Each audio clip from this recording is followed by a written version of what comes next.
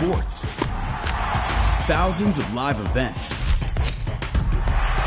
ESPN Plus Originals. The exclusive home of the complete 30 for 30 library.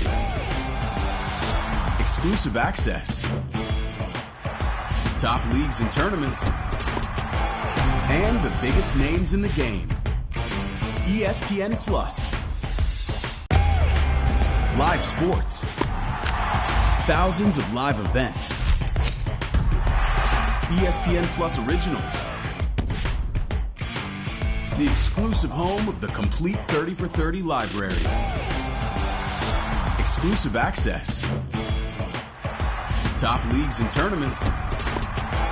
And the biggest names in the game. ESPN Plus. Live sports. Thousands of live events. ESPN Plus Originals. The exclusive home of the complete 30 for 30 library. Exclusive access. Top leagues and tournaments. And the biggest names in the game. ESPN Plus. Live sports. Thousands of live events. ESPN Plus Originals. The exclusive home of the complete 30 for 30 library.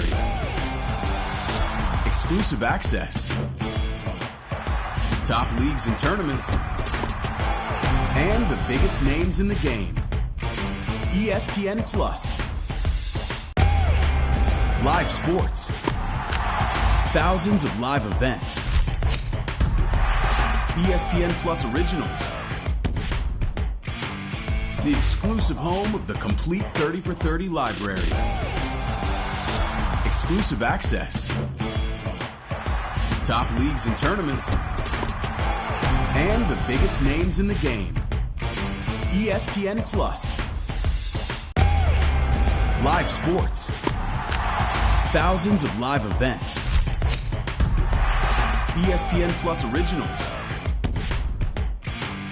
The exclusive home of the complete 30 for 30 library. Exclusive access. Top leagues and tournaments. And the biggest names in the game. ESPN Plus. Live sports. Thousands of live events.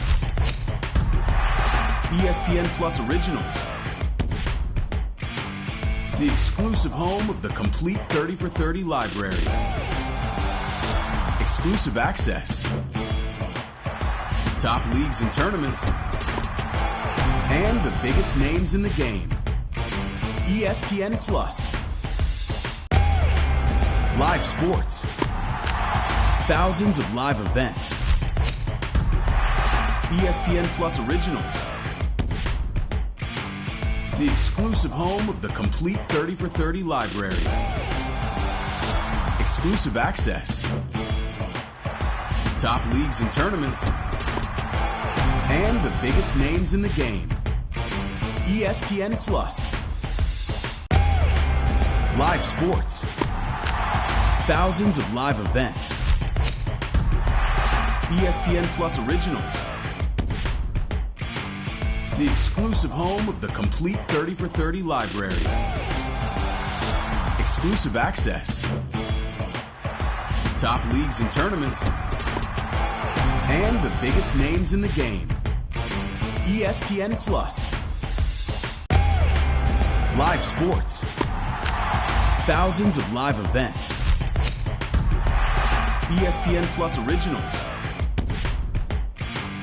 The exclusive home of the complete 30 for 30 library. Exclusive access. Top leagues and tournaments. And the biggest names in the game. ESPN Plus. Live sports. Thousands of live events. ESPN Plus Originals. The exclusive home of the complete 30 for 30 library. Exclusive access. Top leagues and tournaments. and the biggest names in the game. ESPN Plus. Presentation of Hockey Night in Canada in association with the NHL and Sportsnet.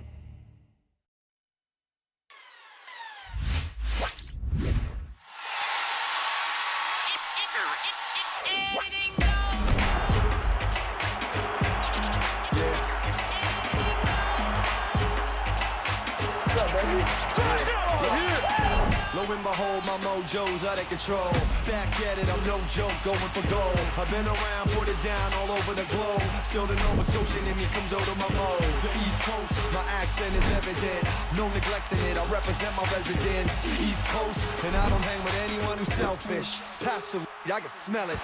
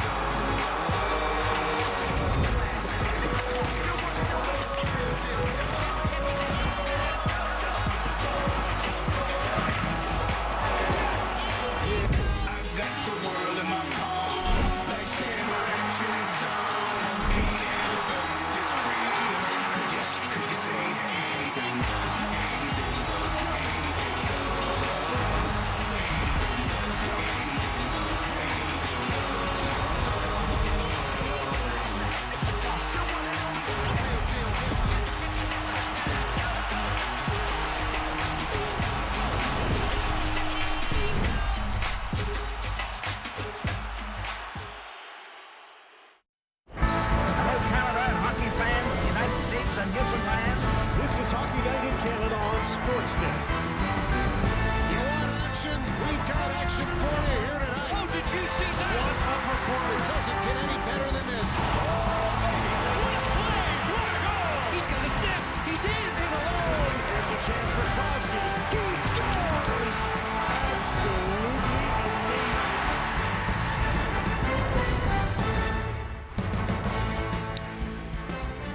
This could be a long night. Kevin Bieksa came in on the red eye, and he was about to start the show with something that we had to say, no, Kevin, that's classified. But that was classified. The incredible rapper from Halifax, Nova Scotia, Justin Behrens from Halifax, Ryan Bonus, Sens assistant GM, Boston's Brad Marchand, Nathan McKinnon of Cole Harbour, Cale McLean, the Flames coaching staff, all Blue Nosers who would appreciate the opening. You see we have the Sens and the Habs. Linus Ullmark, you guys, 29 wins, the last Boston goalie to lead the NHL in victories, 82-83, Pete Peters, his agent. There's Brian Burke and Brian's Pens, who are 16 years in a row in the playoffs. Huge win against St. Louis this afternoon. There's a big game for you. Calgary Flames. Brian, of course, president of the Flames for a while, against the Stanley Cup champions. Good evening. Welcome to. How you doing, Kevin? Coffee? Giggly. Yeah, that's right. Giggly. It's good to see you. It's fun around here. Jennifer Botterill, Kevin. Kelly Rudy's down in San Jose for a big Patrick Marleau evening, and he'll join us later in the night at Elliot Friedman, of course. The connection to the two road teams in the early part of our night tonight, Ottawa, Boston, would be a mare and the marathon. The mare would be the beloved broadcaster Mark Sutcliffe, and I'd certainly Kyle Bukauskas would be a dear friend of Sutcliffe and his work. Here he is as a broadcaster, CFRA, 1310 News, City News, Rogers, brilliant, great writer for the Citizen as well. There he is running for mayor, but before he ran for office, after Ottawa told him how to run a town for 30 years, he ran to keep his health, and there he is in the Boston Marathon. He had 19 runs at it. You don't enter the Boston Marathon, you qualify for the Boston Marathon. He chronicles the story. Late 20s he starts. 19 times he fails. Finally, by 22 seconds he qualifies. And 2 times he's run the Boston Marathon. And he's the ultimate example, I would say, in our country of incremental steps. You always want to get there immediately, but you have a long-term goal. It can happen. And for Ottawa, Montreal, and the Canucks, will make Boston a benchmark this evening on Hockey Night in Canada. Kyle, as they say, you would know Mark Sutcliffe and your fellow runner from the nation's capital. So over to you at Bell Center. Yeah, and I feel like I need some spikes out here, Ron. And as you know, the city of Montreal is much like a hotbed for creativity, from art to music and, of course, hockey. October 1st, 1999, Ron, you stood on this very ice surface to open that season. You talked about how the ice is like a canvas. The artists tonight, the Canadiens and the Senators, have about 200 by 85 feet to work with, and the likes of Stützle and Suzuki are as creative as they come in this setting. And on a Saturday night, there is always the potential for a masterpiece in this, their final meeting of the season. Dan Murphy, out to you in Vancouver. Kyle, thank you. Bruins in town. Orlov and Hathaway will dress. As for the Canucks, Thatcher Demko will not dress. Seelovs is your starter. Delia will back him up, but Demko will travel to Dallas with the Canucks, a one-game road trip. He is very, very close. It's been a tough season for Vancouver, no doubt. Makes them even more impressive the season Elias Pettersson is having. Yes, already a career high in points with more than a quarter of the season to go. This was Thursday night in St. Louis in overtime. Pettersson takes the puck. 10th shot on goal of the night, it's your game winner. In Canucks history, only 4 players have averaged more points per game than the 1.34 that Pettersson is delivering. He's having a fantastic season. He is on pace for 107 points. He has been elite, and he will take on the Bruins this evening. Ron. Absolutely, Dan. Kevin. Well, we know it's not 2011, judging by how old Murph looks now, right? But anytime Brad Marchand and Patrice Bergeron and the Boston Bruins come into Rogers Arena, it's going to be special. And the fans don't forget, this is going to be a great game. Boston, cat's meow right now. You know, Vancouver, a little bit different trajectory and the kitty litter container battling around. But when these two meet tonight, the Tiger's going to be chasing his tail. Okay, over to the Ottawa-Montreal game. And for the Ottawa Senators, Tim Stützle continues to play really well. Since January 1st, Stützle has 14 goals in 21 games, which is tied for 5th best overall in the league in that time frame. Montreal coming off one of their best games of the season last night, but also wanted to shout out Pat Hickey. Last game covering the Canadiens for the Montreal Gazette. Took a buyout so someone else wouldn't lose their job. Great, great, great move, Pat, and all the best. Amen. Thank you, Elliot. And by the way, Kevin flew in on the red eye because he was coaching in the semifinal of a tournament. His son Cole's in the final against Lake Tahoe tonight. Gets underway in like 2 minutes. Good luck to Cole. All right, there's our 2 games for you coming up on Hockey Night in Canada. It's going to be great.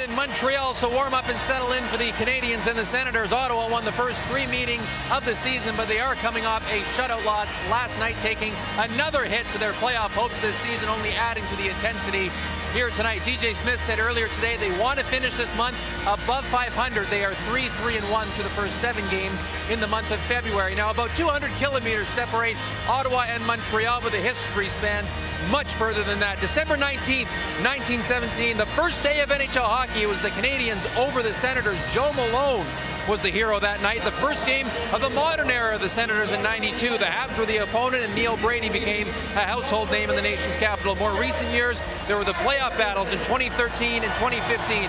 Ottawa winning in 13, Montreal returning the favor a couple years later, ending the Hamburglar run. Then they celebrated 100 years since the first game in 1917. They went outdoors in 2017, one of the coldest outdoor games in history. Nowadays, there is still great theater. Brady Tkachuk playing the role of villain the last time these teams met in this building just over a month ago. Now, Martin St. Louis is impressed by the amount of belief his team still has, despite the fact that the amount of players that are missing, the regulars, on the injury list. St. Louis famously went from coaching minor hockey last year to coaching the NHL here in Montreal. So it is fitting that we are celebrating minor hockey night here tonight and going back to our roots, remembering the days when the joy of the game first was discovered. Today's players still trying to find that feeling amidst all the pressures of playing at the professional level. So a kids game in the simplest form in Montreal. John and Gary in a moment, but first, here's Michel Lacroix.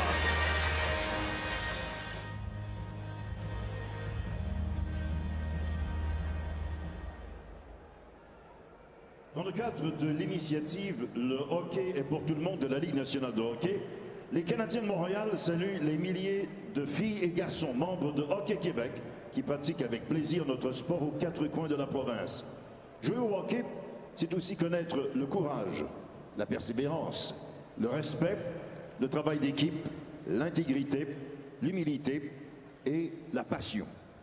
Tonight, the Montreal Canadiens celebrate the thousands of girls and boys, members of Hockey Quebec, and salute the dedication of minor hockey coaches, officials, volunteers, and parents who are by their side every day. Afin de représenter ces milliers d'hockeyeurs et hockeyeuses ainsi que les officiels qui encadrent leurs matchs, les Canadiens sont heureux d'accueillir ce soir les officiels Alicia Perron de Hockey Chaudière-Appalaches, Côme Belle-Île de Hockey Richelieu, Jean-Raphaël Baudin de Hockey Gaspésie-les-Îles, Zoé de Champlain-Beaupré de Hockey Lac-Saint-Louis,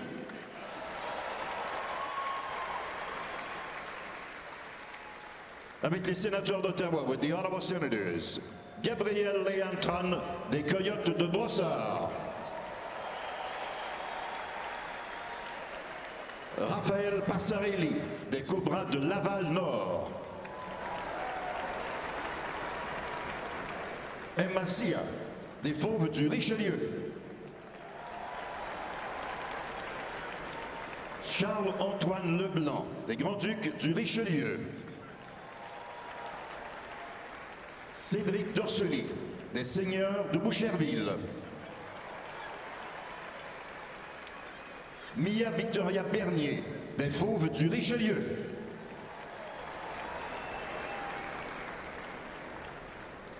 avec les Canadiens, with the Canadians, Myriam Ben Amouda des Panthères du Richelieu,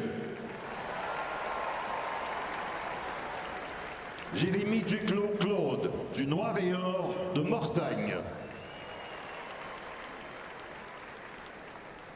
Bria Bowersfeld des Roquettes du Suroît, Léopoldin des Aigles de Saint-Jean-sur-Richelieu,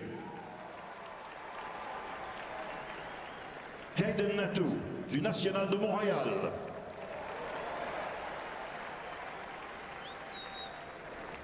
et Jonathan Daigle d'équipe Québec de para-hockey.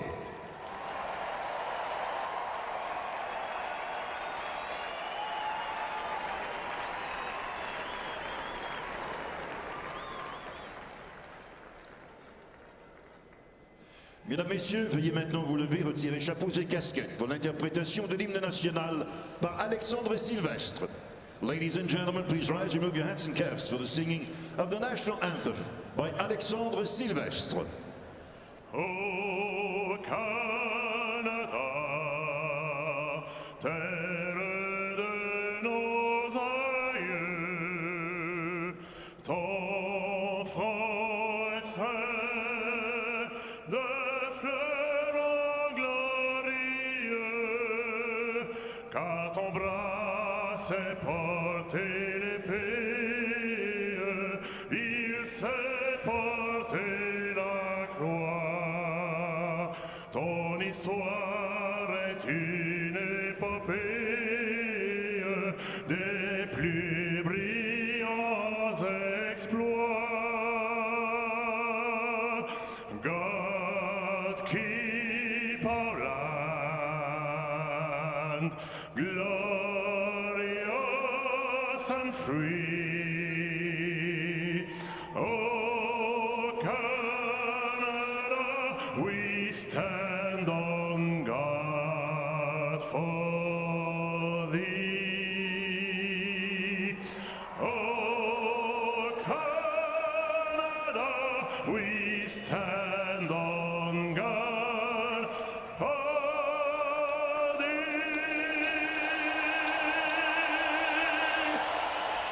Even on the biggest stage, it's a game that brings us back to our childhood as we celebrate minor hockey, fitting tonight with two teams that are all about the youth and the future in the NHL. with the ever-budding rivalry between Ottawa and Montreal as it resumes tonight, with the Senators looking to win 6 straight against the Habs for the first time since 2007, while the Canadiens look to win 4 in a row at home for the first time since November 2019. Starting goaltenders for tonight's game. Matt Sogaard will get the call for the Ottawa Senators. He'll face the Canadiens for the first time in his career. Ottawa's used 5 goalies this year. That's tied for the most in the NHL. Samuel Montembeault will get the call for the Canadiens tonight. He's faced 40 shots in each of his past 2 starts, and he's looking for his first career victory against Ottawa, where he is 0-2.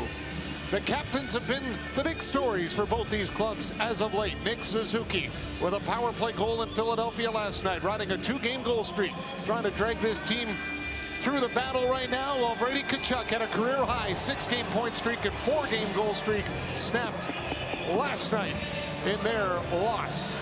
And it's Suzuki and Stützle that'll line up at center as we get a Saturday night underway with an all-Canadian matchup here in Montreal with the Canadiens and the Senators on Hockey Night in Canada.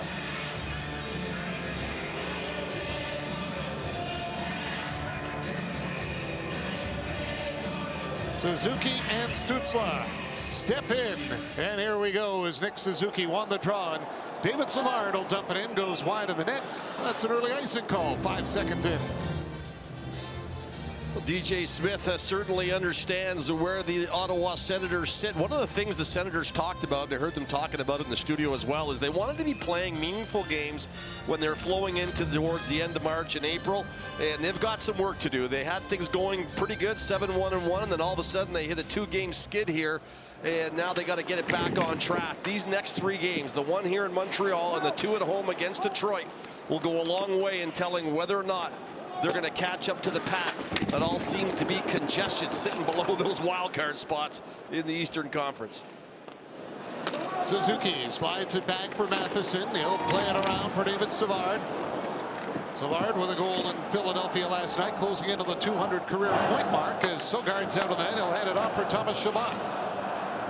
The other thing, too, is DJ Smith and Marty St. Louis know wins and losses, yes, they look after themselves, but they're still developing young teams, and they're still trying to push ahead and progress, knowing that every time they step forward, these guys are getting better and better, and they're looking forward to the time when these teams play and they're vying for playoff spots and vying for the Stanley Cup. It doesn't happen overnight, but they don't lose sight of the fact they're still developing a lot of young players. Harris kept it in, tried to throw it towards the net, blocked by Hamonic. Shane Pinto will knock it to the corner. Hamonic trying to go up the boards. It's cut off by Jonathan Drouin.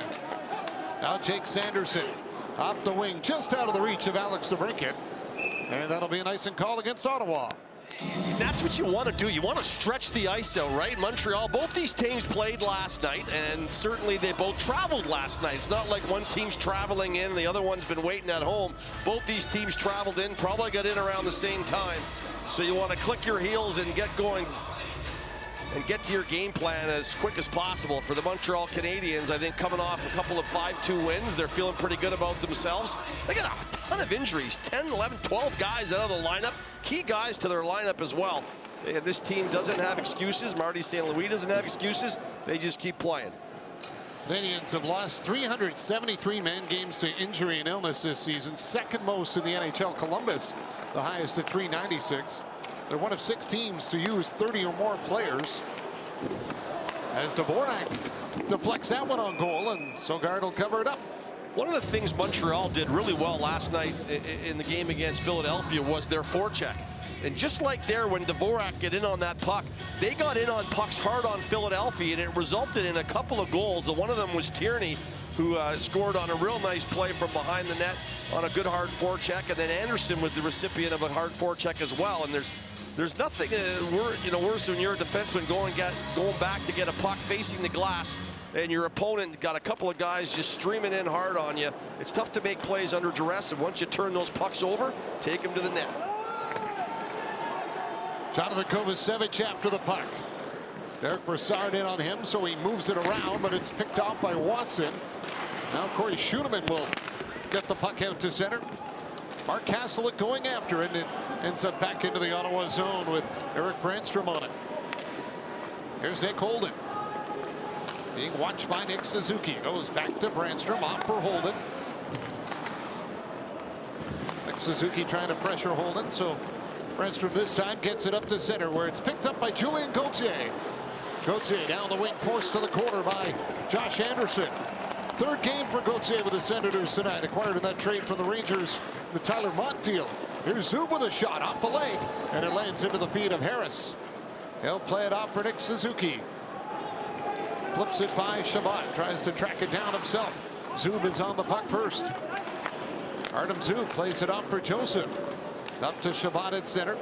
Drags the puck around Mike Hoffman and then gets it in as Matheson is on it. Mike Matheson riding a 3-game point streak as he'll carry it up to center. Matheson over the line. Little chip pass off the boards, takes it himself, dropped it high for Jonathan Drouin. To Anderson with a shot off the glove of Sogard. Drouin circling around, back to the line. Matheson's shot is wide, it comes off the boards, and Sogard will cover it up. Well, great job by Matheson. The one thing Matheson does really well is he can skate.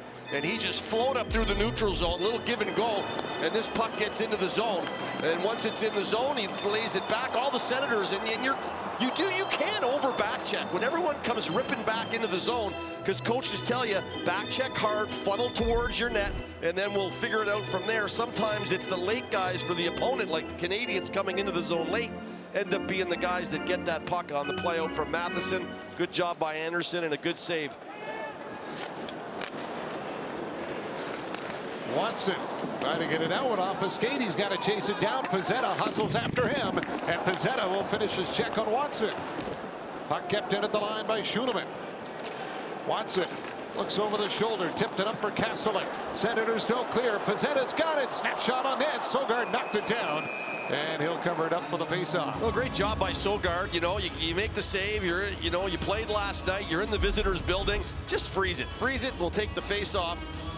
As we look at the Zub shot earlier, this was a few minutes ago, and Pinard getting out in the shooting lane ends up taking that off the leg, and he'll go down the hallway and try to walk this off. Every now and then, I mean, you got your shin pads and your pants, and you got all the protective gear, and the guys will manipulate their gear and add more padding to it. I know I did. But still, every now and then, one of those pucks gets through and gets you in a spot where you feel like you got no padding. And boy, oh boy, it takes a while for it to come back around. He'll try to walk that one off. Shane Pinto deflects it in. Zub after it. Takes the hit, threw it around the boards. Alex DeBrincat up with it. DeBrincat trying to cut to the net. Matheson got out of the way. Hoffman to center. He'll float it in on net. Sogard out of the goal. He'll play it off for Zub, who's checked by Ullinen. And now here comes DeBrincat once more. Puck sits free at the line, and Ullinen will come in to grab it. There's 3 long stretch passes for Ottawa here in the first less than 5 minutes of this game. Obviously, they looked at the tape, and they see some openings on the long stretch passes. They're blowing the zone, and they've hit a couple of them. Denny Dadonov trying to chop it off the boards, gave it away to Stützle. It's thrown in front, and Dvorak will hustle after it in the corner. Now Brady Tkachuk trying to knock the puck loose. Tkachuk with 11 points in that streak that ended last night. Harris trying to get to it. Brandstrom fires. It's off the foot of Harris. Batherson around for Tim Stützle. Back to the point for Holden. Played over to Brandstrom to Holden. He'll tee it up. That shot got blocked. Harris on the rolling puck. Plays it up the middle. It'll get out over the line, and then Holden touches it, and that's an offside against Ottawa. Ontario. DraftKings Sportsbook has so many ways to get in on the action, like same-game parlays, buck lines, money lines, and more. Download the app and get in on the action. Well, the Canadians 5-2-0 in the month of February. It's pretty solid. Where they had their issues, December and January. 9-17-3 is where everything kind of fell apart. They had a decent start to the season in October, and here in February, a real solid month here. Marty St. Louis seems to have the guys feeling pretty good, pretty confident. They like the game plan. They're skating well. This is a transitional team with lots of speed. That'll be an icing and brought back to the Canadian zone. Well, and you mentioned all the little things that you've got to do to win a hockey game, and especially this time of season when you're playing a game where both these teams, and most people would say, are long shots to make the playoffs. The Senators, if they can get on a bit of a run. Like I said, they play Montreal tonight, then back-to-back against Detroit. And if you can get on a bit of a run here, you could start to logjam with some other teams. Sanderson throws it towards the net. It missed. Alex Belzile will live it for Corey Schoeneman. He'll get it out. Claude Giroux throw it around the boards. Chris Tierney after it. He'll pick it up. His second game of the Canadiens tonight. Got a goal in Philadelphia in his debut last night after claimed off waivers, and that was a delayed offside. So they were really delayed offside. And now Pezzetta will mix it up a bit with Hamonic. Don't miss Canada's biggest night in music, the Juno Awards, hosted by none other than Simu Liu. Watch it live on Monday, March 13th at 8 p.m. Eastern on CBC and CBC Gem. You know, no matter how far apart these teams are in the standings or whatever it is, Kyle Bukauskas was showing some of the historical events between these two teams. There have been some beauties. I mean, they're only a couple-hour ride down the 417, and every time they play, there's potential fireworks. And a little bit of rough stuff there between Hamonic and Pezzetta. Harris hands it off for Savard. He'll cross in. Here comes Savard trying to work his way down the middle. Taken away. Stützle up the boards. Picked off by Suzuki. Throws it towards the net. Loose puck in front, just out of the reach of Savard. And Ottawa will break it out as Brady Tkachuk is on his own. Checked by Harris. Tkachuk trying to fight him off. Throws it on net. Montembeault blocked it. And Suzuki will give it off to Harris. For Raphael Harvey-Pinard, who will tip it back for the captain. Nick Suzuki into the corner. Poked away by Chabot. Josh Anderson trying to get in Chabot's way. Now it sits free. Chabot will get it back. Fired it off the referee, and it'll make it out as Joseph will carry it down the wing. Ottawa on a change. Joseph waits for some help. Played it in front, and that one just got away from Gauthier. And Dylan Gambrell will flip it to the net. It's gloved by Montembeault, who will hold on with the shots 5-1 in favor of the Canadiens in Montreal on a Saturday night on Hockey Night in Canada.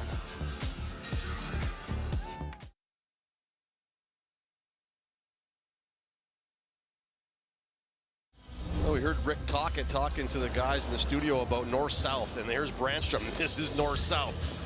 Right up to Gauthier and then drive to the net. Here's Pinto down low at the hash marks, trying to gain 2-3 zones as he gets it up to DeBrincat. Jake Sanderson tried one earlier as well and tried the indirect off the wall to the Canadiens' blue line that just missed.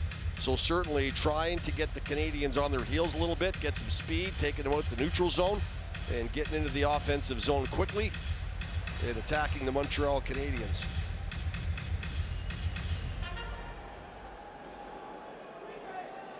Nick Suzuki throwing out of the draw. Dvorak in to take it against Kastelik.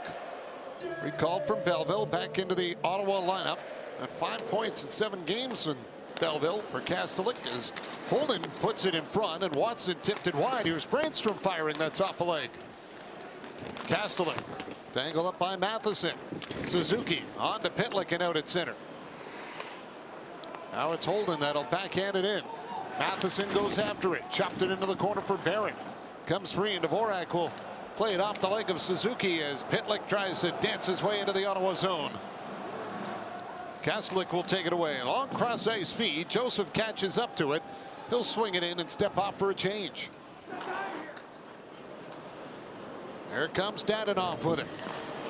Kenny Dadonov plays it in. Sogard out of the net. Moved it quickly for Chabot. Now to break it on the loose puck. Hands it off for Pinto, and it's backhanded in by Giroux. Canadiens turned it out, but it hit someone on the Montreal bench. Well, nice job by Dadonov. You know, oftentimes when you have the puck and you're skating and you're by yourself, you think that you have to pass it to somebody. But sometimes if you're by yourself, it's the realization that I have ice in front of me. I'm going to take my ice. And he takes his ice. He ends up taking 2 zones, gets over the red line. He's able to get the puck into the Ottawa zone and gets in on the forecheck. Oftentimes players try to force passes into areas where there's a whole bunch of people because you feel like you have to. And the smart thing is just take your ice. If it's there, take it.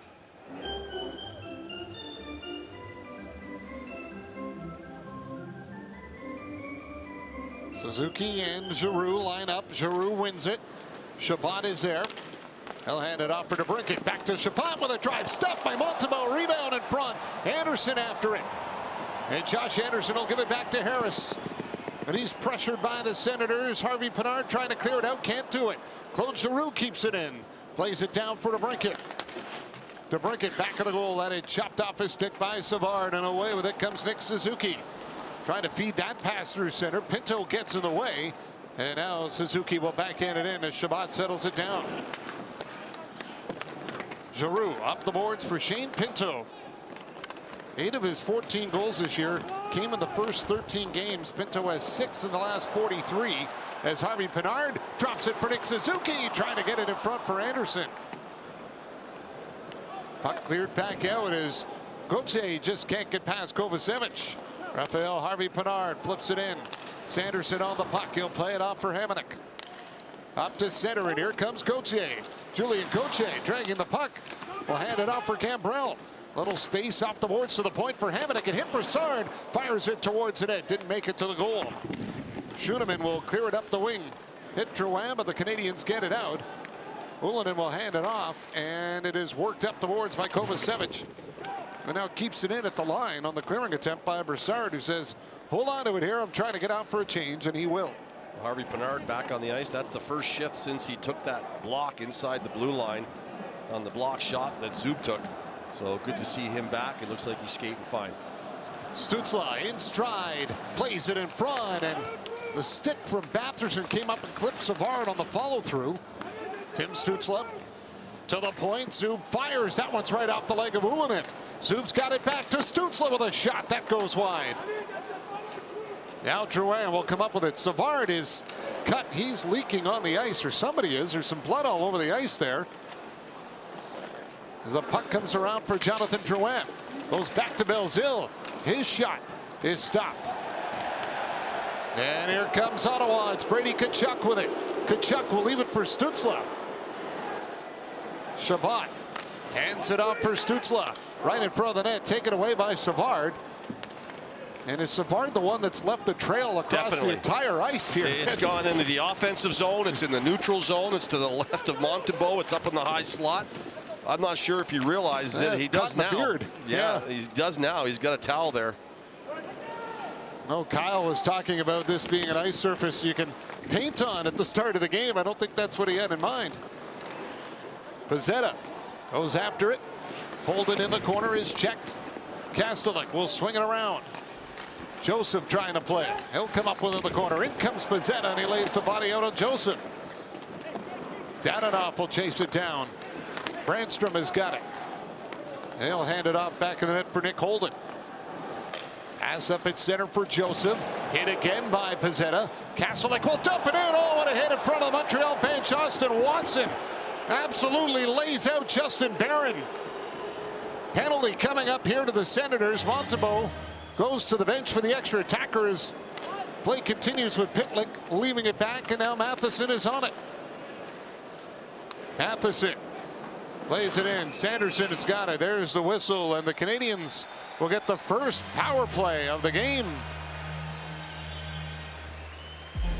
Savard getting a little attention here after he gets hit by that stick, and he was out for a while, and he left his mark all over the ice. Power play for the Canadians coming up after this hit by Austin Watson.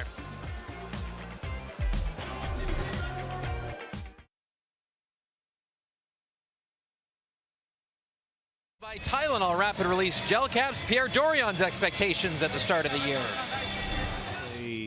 Meaningful games until the end of the year. We want to be in it at the trade deadline.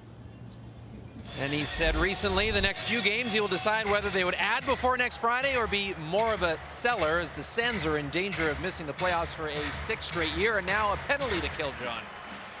And the Canadians start off with the power play by sending the puck all the way back down in their own zone. A roughing penalty to Watson. I could think of a number of other calls other than roughing. Interference would have been the one that probably would have made the most sense. He never had the puck when he ran into him. A clean hit, but just not a, didn't have the puck. Raphael Harvey Pinard into the corner for Nick Suzuki. Sanderson fighting for it as well. Hamonic played it away, comes in front. Gambrell has got it, and he'll clear it down the ice. Montembeault will set it up for Matheson. He's got open ice. Gets to center, turns back. and gives it for Suzuki. Off to Hoffman. Now Harvey Pinard pokes it ahead. It's into the corner. Brandstrom going after it. Hoffman got it back to the point for Matheson. Back for Hoffman. Mike Hoffman. Bounce pass off the boards. Matheson lays it across. Suzuki's on it. Back to Matheson. Little backhand pass for Suzuki. Returns to Matheson. Matheson off for Suzuki. Here's Matheson with a shot. It's knocked the stick right out of the hands of Sogard. Canadians now trying to keep the pressure on here with Sogard missing his stick. Hoffman floats it over to Suzuki. Up high, Matheson shoots. Big block by Pinto. He's got it again. Another shot and a save made by Sogard. And he holds on to get the whistle. They got all set up in the zone, and finally they got Suzuki onto his one-timer side. Remember, Caulfield used to play that side. Now that he's out, you can lean Suzuki over there, and then you get Hoffman on the other side, who's got a real good one-timer, and then all of a sudden they got to leave somebody open, and that's Matheson up in the middle of the ice. And you get it to Matheson. He had a couple good rips. The first one knocked the stick right out of the hands of Sogard, so he didn't have it, and then he was able to look around the crowd. Big, tall, rangy guy, and he was able to peek around and see that one coming and snagged it out of the air and face off to the right of Sogard. Scramble off the draw. Sanderson will take it, and he'll get it all the way down the ice. Montembeault sets it up. 19 seconds to go in the power play. Justin Barron will drop it back. Ullinen is on it. S.A. Ullinen over the line for Dadonov. Back of the goal. Hamonic there first. Up the boards. Dadonov will jump on it. Cross ice pass intended for Drouin. Broken up by Joseph. Joseph up ice. Shorthanded for Ottawa. Has 2 shorthanded goals this season. He's going to hold on to the puck long enough to burn off the power play.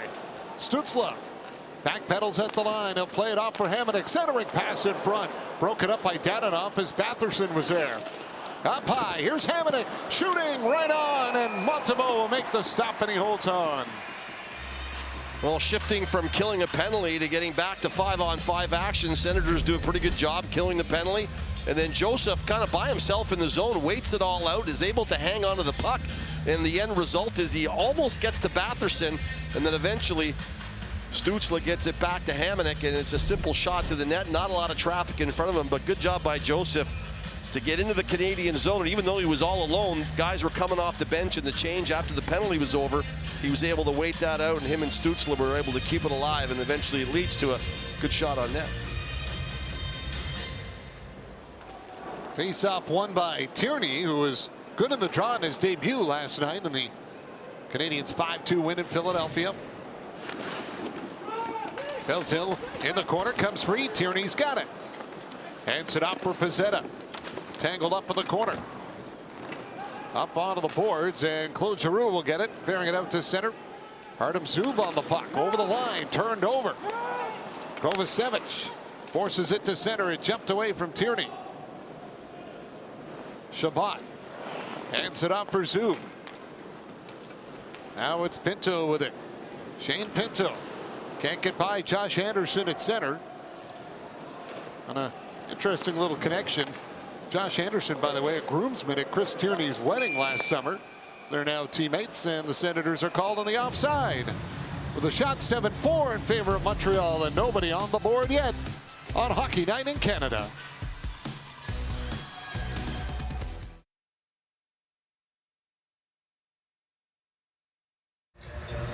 Matt Sogard told Cam Talbot and Anton Forsberg at the start of the season, you're going to be sick of me because I'm going to ask a lot of questions. Got the chance to say hi to fellow Dane Freddie Anderson last night. Sogard worked with Anderson's father as part of the national junior team with Denmark. He is like a sponge at this stage of his career. He recalled something Philip Gustafson said to him when they worked together in Belleville. Never let the lack of preparation be the reason why you don't get an opportunity. And what an opportunity for Sogard the rest of this season, and already called upon for some big saves here early tonight, John. Well, he has been, because Ottawa has gone through the carousel of netminders this year, with Talbot playing last night. A question mark on his status moving into the trade deadline this week. Yeah, he had missed 9 games, and that was his first game back last night. And certainly as we approach the deadline, the Senators in the next few days will have some big decisions to make. But it's nice when a guy like Matt Sogard could come in, and he's 2-0-1. He's doing his job. When you come in as a guy who's stepping in for an injured player, you're getting a chance to step in and play. It's an opportunity, and when you get your foot in the door, you try to keep that door open as long as you can, and he's doing a pretty good job of it. Harvey Pinard. Check to the boards by Sanderson as Hamonic turned it over back of the net. It bounces in front. Sanderson will get to it in time. Josh Anderson now trying to move it. Nick Suzuki comes up with it. Back to the point for Harris. Harris will slide it over to Harvey Pinard. Cut off back of the net by Sanderson. Harvey Pinard trying to work it for Suzuki. It's cleared out down the ice. And this icing is waved off, so Ottawa can get a line change, and Savard will take his time with it.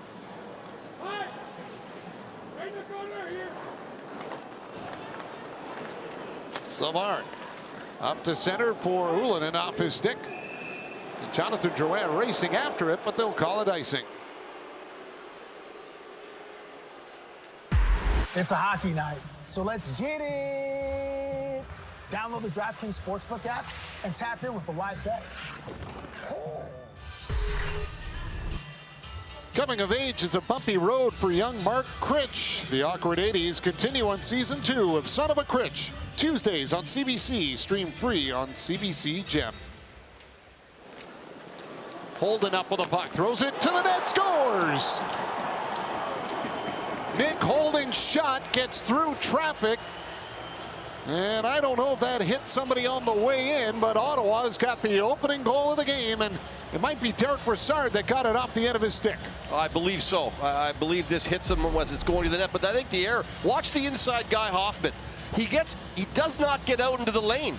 When the Senators win the draw, he kind of doesn't get off the line quickly at all, and then when he goes to go, he kind of bumps into the Senator forward. I'm not sure if it was Watson or whoever it was, but he doesn't get out, and that allows Holden to get to the middle of the ice. And once you get to the middle of the ice, it's hard for Hoffman to get over and get in line with blocking that shot, and the shot gets through. It doesn't have to be hard. You've got a lot of bodies there, and this one goes off Brassard, I believe, and the Ottawa Senators take a 1-0 lead. First goal in a stretch of 7 games for Derek Brassard. His last goal was against Montreal on January 28th. Here's Holden again with another shot. That one's off his stick and floats wide. Kastelik knocked over in the corner. Brassard trying to find it. Kovacevic will leave it for Schueneman. And he'll drop it back for Jonathan Kovacevic. Here comes Kovacevic. Up to center. Rem Pitlick feeds it onto the wing. Dvorak with it. Christian Dvorak backhand on net. Sogard the save. Rebound in front. Zub will take it away from the top of the blue paint. Joseph on the attack for Ottawa. Snaps it towards the net. Just off target. Shabbat will fire it around the glass. Zub hustling after it. Pitlick swipes at it. Joseph comes up with it.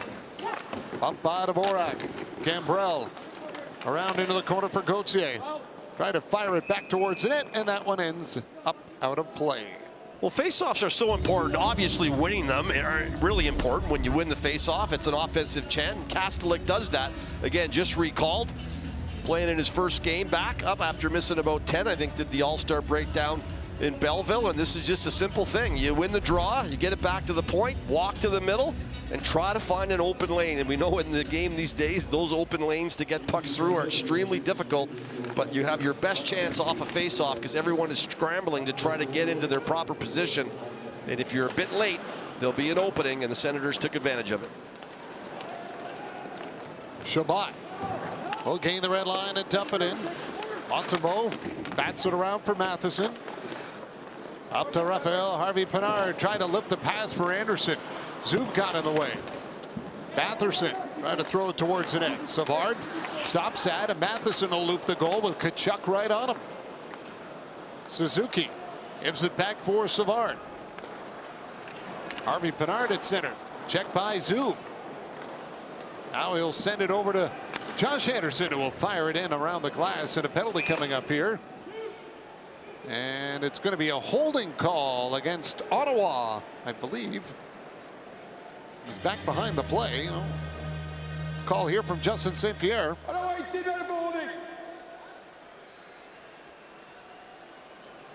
And it's Stützle that's going to the box. Timmy Stützle is going to go to the box for holding.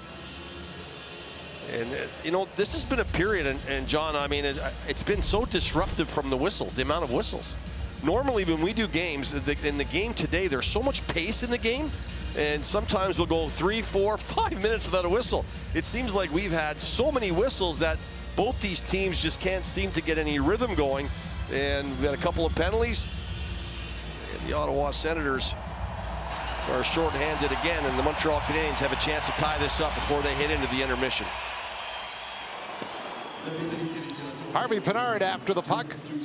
He's met by Watson, comes free. Suzuki trying to send it over. Now it's Anderson that's got it. Or Matheson checked that over for Nick Suzuki. Suzuki sees Anderson causing traffic in front, feeds it over, and the pass back across from Hoffman was interrupted. Now it sits free at the line, and Claude Giroux will clear it out. Matheson gets it up to center.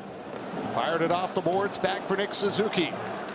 He'll gain the line, played it off for Anderson. Josh Anderson to the point for Matheson.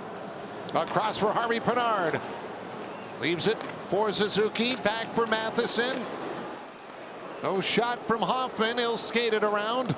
Now walking in, Hoffman, back across for Matheson, and a great block by Sanderson. Matheson along the boards in a battle with Joseph, and that puck will make it out.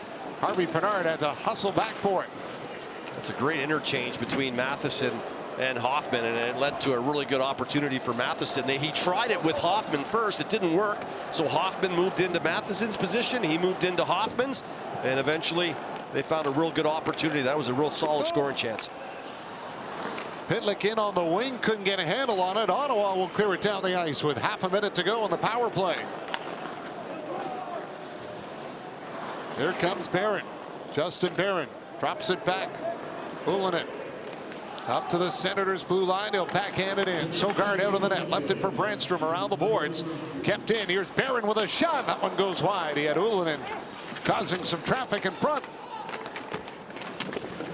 Now Drouin in the corner trying to play it. Jammed up in there by Brandstrom. Out of the box is Stützle. He'll hang around center ice to see if Senators can get the puck up to him. And now it's Brandstrom that'll curl back with it. He'll wait. Ottawa on a line change. Artem Zub played it ahead for Tim Stützle. Stützle weaves his way through center into the Canadian zone. To Patterson with a shot that goes wide. Brady Tkachuk back to the point, and Shabbat's got to back out at center with it. Zub is there, and he'll lift it in. Knocked down the side of the net by Montembeault, and he'll leave it back to the goal for Jordan Harris. And Harris is content to just run the clock out on period number 1. Period where the Canadians outshoot the Senators 9-5, but Derek Broussard with the goal for Ottawa as the Senators lead it 1-0 through 20 minutes of play. Ron and the panel coming up in our first intermission on Hockey Night in Canada.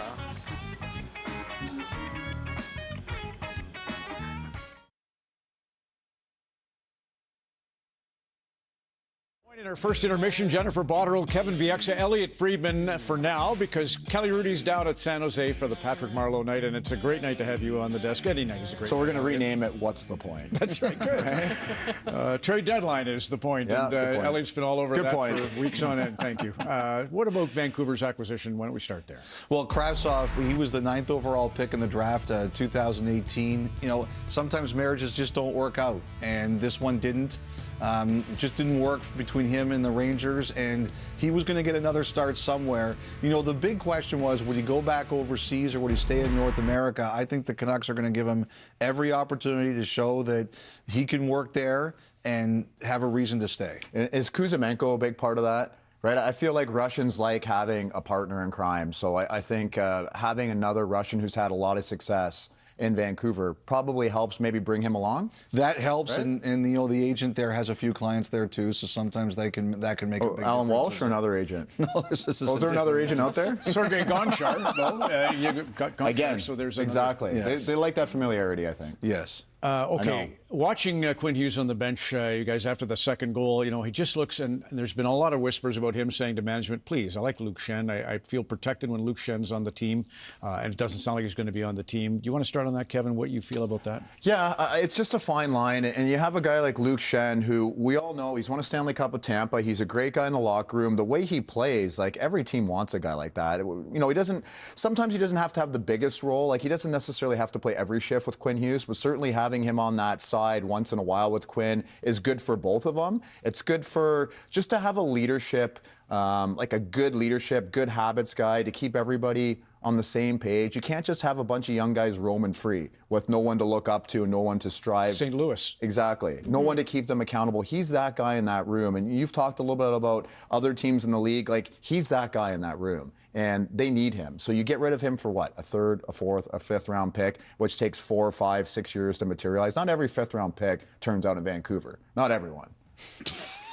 Well, you can see, though, with players how you do want to have a young core that you're building around and getting enough of the young players, but I think there's a huge point to be made. You can't have all of the same type of player or the same personality on your team either. So there is going to be tremendous value if you pick 1 or 2 guys that have more experience that you do want to keep around. So that's a tough decision for organizations. I do think that's actually a big internal debate. I think there are people in an organization who said if it's not a high enough pick, we shouldn't move them for the reasons you mentioned. But I think it's gotten close enough that at least for now they're sitting out. One thing we were talking about off air, Jen, I really do think that they're going to have a conversation about this sitting out. Like, I think Chychrun in Arizona, he understands it. Everybody understands it to some degree. I don't think the player in Columbus is very happy. Like, Shannon's talked about how difficult this is on him. At some point in time, this is going to, and I wonder if it's going to be as soon as the GM meetings, there's a conversation about how long players are allowed to sit out. Is this just a negotiating tactic by maybe pulling your guy out of the lineup? It's like, okay, you better get all the suitors to the table right now. Right. Like, let's make this thing happen. I know Jeff kind of mentioned that on your show. That's why it's kind of a average point. It might not actually be true. It could be true. No, I think there was something to that. But in the past, when that happened, the trade was almost the next day, right? It's never been so extended. It's never been like this. And I get Patrick Kane. I think we all understand that. But, like, Luke Schenn's making $875,000. Like, and obviously sitting him out shows you how much they value him, right? Like, they're like, oh, okay, maybe we can get a second rounder for this guy, but you're right. Like, is this what we're looking at in the future? I also feel like you're missing out on his leadership right now. Not only for what you're thinking about long term, but you are missing out on that presence right now as well. They flew him home from an Eastern road trip. They flew him home. I think to protect you, we should sit you out the next 12 pounds. No arguments. It's that wonky week, though, where Mike Matheson plays well and suddenly he may be a trade chip rather than a building block for the Montreal Canadiens. I don't want to give short shrift to Winnipeg because they get Niederreiter. Let's hear from Rick Bowness following a disappointing blowout loss to Colorado. It's coming. My point there is how we respond. Our character and pride just got tested. We didn't respond tonight. We absolutely have to respond. Win or lose Sunday, there has to be a lot more emotion. There has to be a lot more commitment to work. Matinee game against the Islanders tomorrow with Nino Niederreiter, Jeff. Well, this is a big piece. If you think about Perfetti being out, I mean, they had Appleton, who was playing in their top 6. So Niederreiter can come in and play on that. They've really solidified now their top 6. So that was a huge necessity. I mean, Lowry and Appleton on a third line makes a lot more sense. I mean, the Jets haven't been all that consistent. I mean, Ken Wiebe mentioned on his article in Sportsnet that Winnipeg's 6-9 in their last 15 games. So they're looking for some of these pieces on the offense and the depth. So it's a good move for Winnipeg. I completely agree with you. You guys are both players. Players vote with the way they play. First of all, it's nice that somebody in the Western Conference made a trade. Like, it's all the East teams right now. But they're a playoff team. Their goalie is having an incredible season. They've generally played hard. They're in the race. I think they needed to give them help. And I think it's a great trade because I don't think they had to give up a lot. I'm really curious what this means for Nashville. But I think the Jets had to signal to their group that they were going to help them And I think that's a big trade as much for that reason as the player. And he's the kind of player that fits into that lineup, I think, right? Heavy, responsible, competitive. That's kind of that Jets team, right? In a nutshell, Dubois and Wheeler and Scheifele and all those guys. And they have been experimenting lately with their top 6, too. So he's another addition on some different combinations they can try. He's tougher than people think, Niederreiter. He's gritty. One last thing, because you mentioned Rick Celebrini's child is a fantastic young hockey player in the United States, and we know Gavin McKenna of UConn has dominated the Canada Games down on Prince Edward Island, 29 points. He smashed all the records. He's a cousin of Connor Bedard. By the way, with Columbus's win over Edmonton today, they're in a virtual dead heat for the Connor Bedard sweepstakes at what would be 25.5% for the team on top. So Columbus, Anaheim, then Chicago, San Jose, Arizona, Vancouver, and Montreal are 6th and 7th in the bid to get Bedard. Okay, there's a good look at McKenna. Congrats to him. Wish we had more time. We'll touch on Boston and the magic of the culture of Boston as we move through the night on Hockey Night in Canada.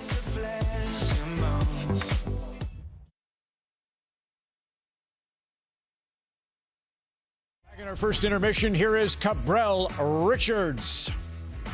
Thank you so much, Rob McLean. This is the SN Bets Big Board presented by DraftKings Sportsbook.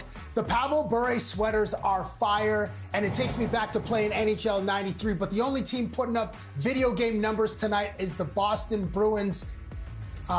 Brad Marchand's got his 19th. Hampus Lindholm scores his first goal in a month. The live line in that game is 6.5 goals. The Senators were shut out last night, not tonight. Salute to Derek Brassard, who's got his 9th goal. Go get yourself some poutine, big fella. The live total in that one is 5.5 goals. You all can get in on the action with DraftKings Sportsbook tonight. Use that QR code to download the app, and please play at your own pace. Back to you, Ron. Cheers, Cabby. We'll come right back with John, Gary, and Kyle in frosty Montreal, and it's John, and Murph at Snowy Van when we continue with the second periods on Hockey Night in Canada next.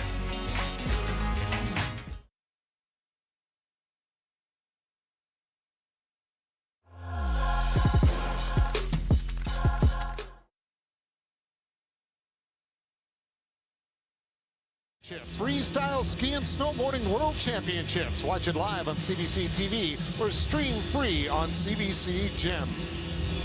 Well, tonight is the final night that Pat Hickey will cover the Montreal Canadiens here in Montreal after taking a voluntary leave and retirement so he could help save the job of a younger journalist. From the Montreal Star back in 1965 to the Gazette in 67, stops in Toronto and Vancouver, and then coming back to the Gazette in 1987. He's been here ever since. He's covered everything from Jean Beliveau's 500th goal and all the way through to tonight. What a wonderful man and a wonderful career he's had. A hard worker known for his big heart and great storytelling. And Pat Hickey, in his final game tonight, the media had a chance to honor him before the game. So a toast to you, Pat, on your last one tonight. And we know that we'll still hear from you and see you around and on the tennis courts and the golf course. And an extraordinary man, and every time I come to Montreal, I enjoy so much sitting down for the media meal with him and the stories and that come out. And Pat, just congratulations, and it doesn't shock me that he makes the gesture that he did for the young journalist. That doesn't shock me one bit.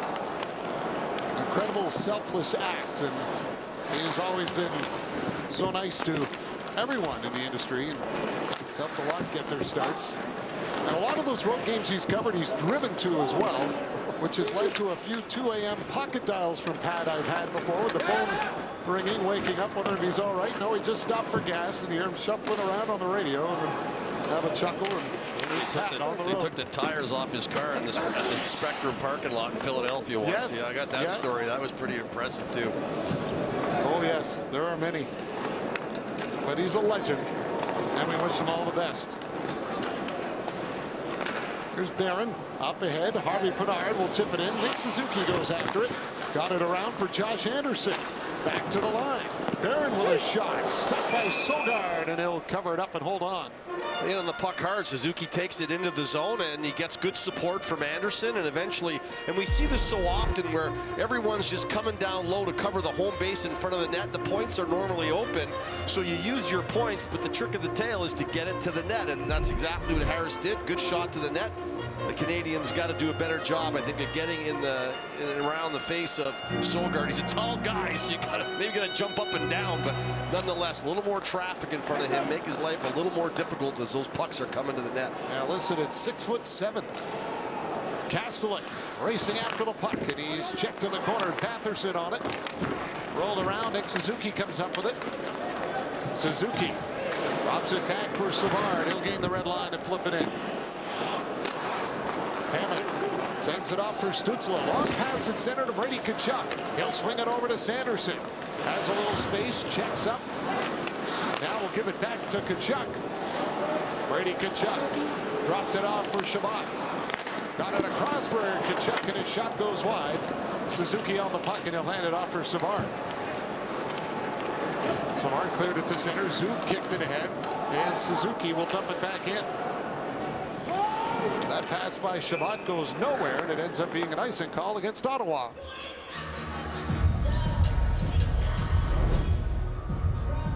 Want to bet? Get in on the action and make a play at Sports Interaction. The Canadians have had so many guys injured this year. You look down the list, and it's like you go, wow, I forget how long that guy's been out of the lineup. You know, there's a guy like Monahan, who we haven't seen, who is such an integral part in Montreal at the start of the season. Good leadership, was playing some real good hockey, and then the injury, and just haven't like, it just kind of disappeared. There's over a full 2 lines of forwards out. There comes Dvorak. Dvorak in the corner, swings it around, gets back to the point. Kovacevic there, handing it off for Pitlick. Swung it across, shoot him in with a shot, and his stick breaks as Zub will clear it up the boards. Pitlick trying to get a handle on it, and he got just enough, trying to feed it back over to Dvorak, and it's knocked away as Joseph will take off with it. Here comes Joseph, drops it, Shabbat to Joseph, fired it wide. Thomas Shabbat at the line, will dump it off to Joseph. Matthew Joseph for Brandstrom. He'll tee it up. That one missed, and it bounced off the back of the goal. Gauthier will find it for Brandstrom once more. Gambrell trying to reach the puck. Dvorak got his stick in the way. Now it's Dadonov that'll take it behind the net. He was checked by Broussard. Dadonov on him once more, and he'll clear it out and down the ice.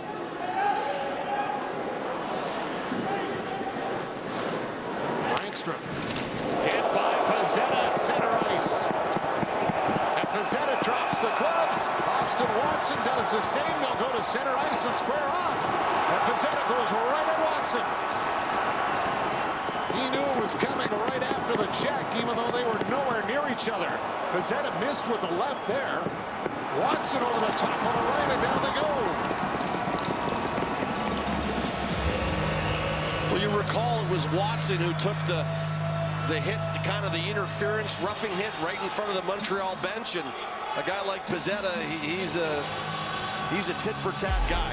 He's going to go out there and he's going to finish his checks, and Brandstrom's coming up the ice. The thing is, when you're getting trailed by a guy, he's got a Canadian player kind of right on his backside pushing him, and so you're more concentrated on the guy who's pushing you, and then all of a sudden you look up and there's Pezzetta right there in front of you, and good solid hit, and Watson and Pezzetta decide to exchange pleasantries here at center ice. And I think Pezzetta does the right thing as Watson's trying to present himself and get ready to go. Why let him? I mean, he just leaps right in, and a bit of the element of surprise, and away they go. They were probably about 30, 35 feet apart from each other when the gloves came off. Well, I had to look for the guy he was going to fight with. He was by himself. He dropped his gloves, and I'm thinking, okay. I wasn't sure if he hurt himself or something, and then I looked over, and then I saw Watson drop his stuff. I'm like, okay, are they going to eventually get together after all this space or what? But Pezzetta, he squeezed it. He was in there quick. Pezzetta dropped his gloves and had to hail a cab to go get over to Watson to start the fight. Here's Ullinen on it. He'll feed it up onto the wing, and Hoffman will carry it in. Mike Hoffman throws it around. Ullinen has got it. Back to Hoffman, broken up by Zub. Barron on the puck. Played it up for Ullinen. Back of the net, Hoffman. Watched by Pinto. Up for Jonathan Drouin. To Mike Matheson. Over to Barron. Barron snapped it on net. Solgaard the save. Big rebound, and it's batted out of the air by Giroux as Matheson goes back to get it. Barron. It's Matheson in stride. He'll skate it in. Snapped it on goal. Solgaard the save. Scores! Mike Matheson fires the rebound in, and it's a 1-1 game.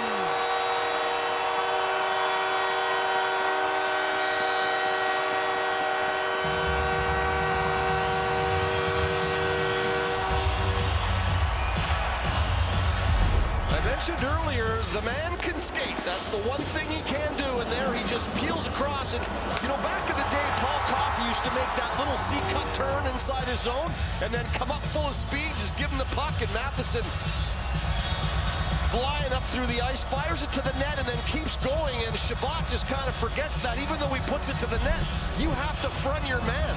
You have to front the guy. If you don't, any rebound that your goalie gives up, and he did give up one, you give Matheson first crack at it. And I mean, teams that are out there, I heard Elliott say he may be available now in the trade talk, and a lot of teams looking for a defenseman who can transport the puck, move the puck, and skate like that.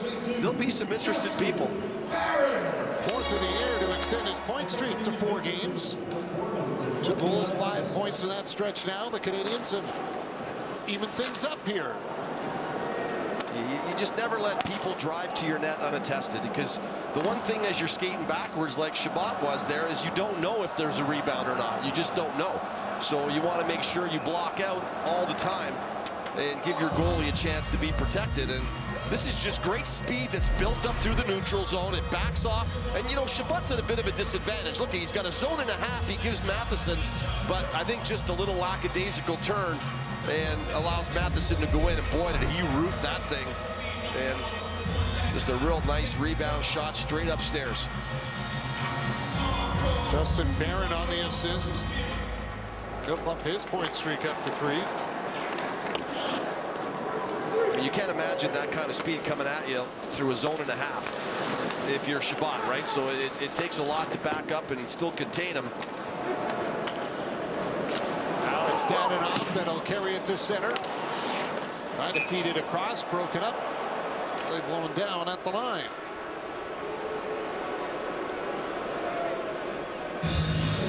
Well, tied at 1, and Matheson, who has been pretty good tonight, the highest percentage of goals by defensemen since February 1st, so kind of looking at this month. And the Montreal Canadiens close to 40%, and that's quite a lead on everybody else. And he's had his injury issues this year. He had trouble staying healthy at the start, and they really missed him, and then he got back in the lineup, looked really good, then got hurt again. And when he's in and playing regularly, it's a big plus for Marty St. Louis and the defense corps.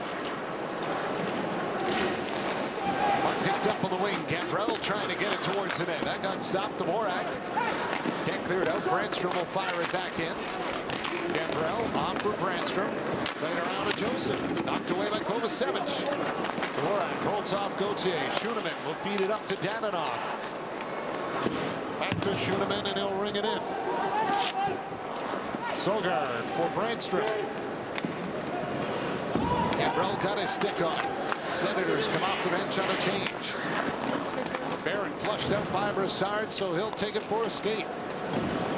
Barron down the wing, and a penalty back behind the play. It'll be an interference call, and it'll go against Montreal. Harvey Pinard will head to the box, and this is going to be on Claude Giroux as Giroux goes to turn and attack the puck that's coming up the ice. You'll see right there at the top of your screen that little bump, little pick, and that's all it takes. There are those who idle.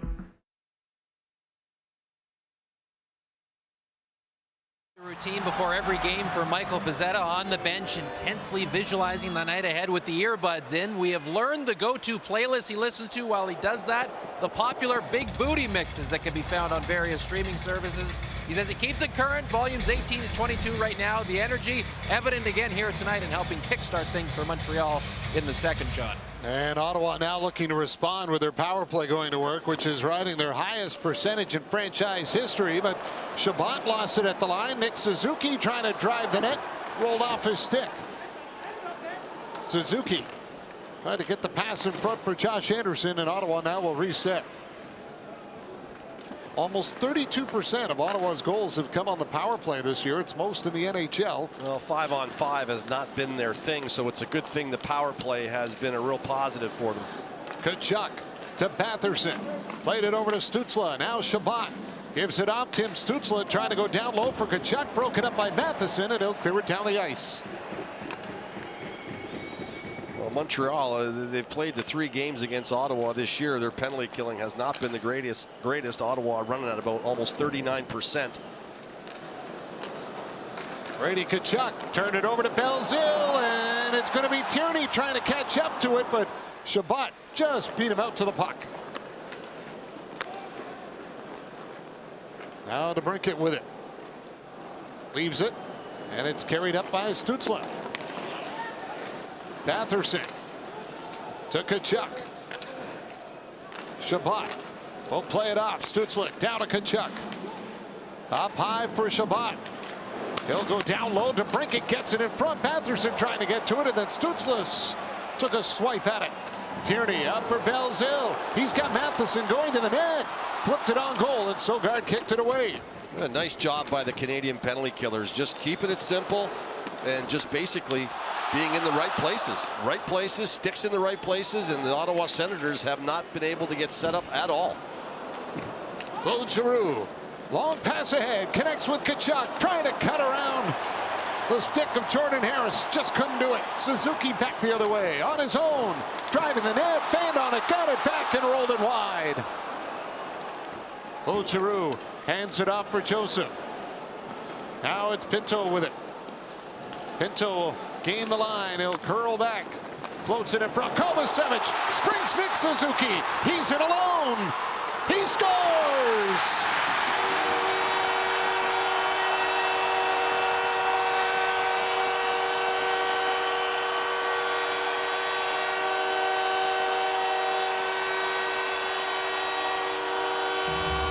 Nick Suzuki with a goal now in 3 straight games, and the Canadians take the lead.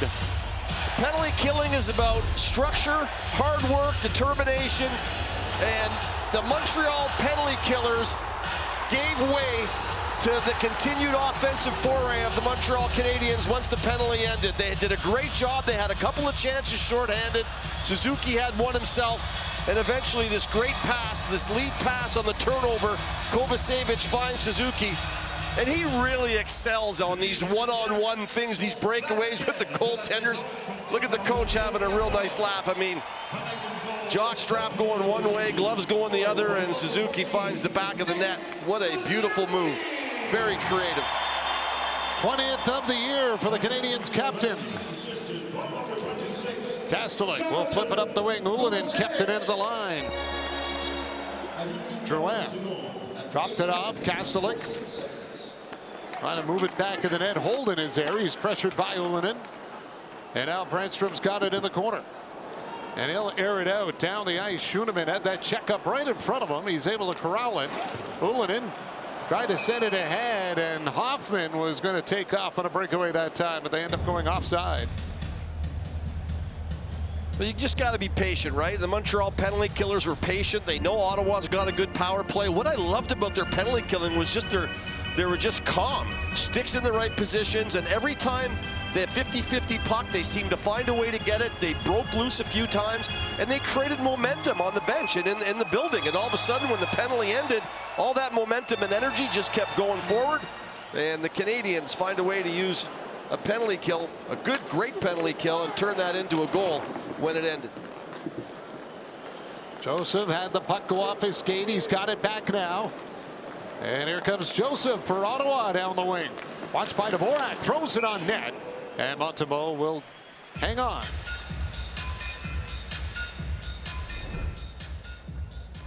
Make a smart play with Canada's #1 value brand, Purex, the official laundry detergent of the NHL. I mentioned even strength goals have been a bit of a challenge for the Ottawa Senators. In the last 2 games, they've been outscored 7-1. I mean, they had that great run before that where they were 7-1-1 and got things going, but their goals have seemed to dried up a little bit. The power play hasn't been as good, and it's been a big part of their offense, right? So if it's not going, they got to find a way to create goals, and the last 7-8 periods have not produced more than only 2. Another break. It's Suzuki again to the net. Pass across, and it hopped over the stick of Harvey Pinard. Back the other way comes Ottawa. Stützle on it. Fan got it back, and he'll feed it across to Tkachuk. Goes wide. Chabot for Stützle. Tim Stützle with a shot. Suzuki blocks that. He's going to get another chance. He's got Anderson going to the net. Pass across. Anderson shoots. Sogard, the glove save, and he holds on.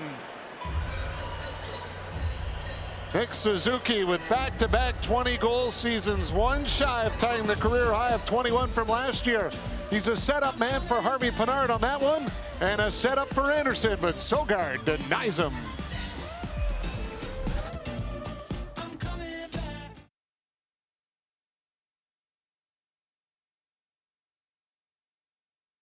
Gary mentioned goals in 3 straight for Nick Suzuki, who continues to find his voice as captain. We showed you his quote in the pregame show. Jordan Harris said he's someone who earns respect through his preparation, not afraid to hold guys accountable when he sees something on the ice, but he does it through positive reinforcement. You see the company he's in here before hitting 24 years of age. Harris made the point, if he's this way now, imagine what he'll be like at 25, 30 years old, John.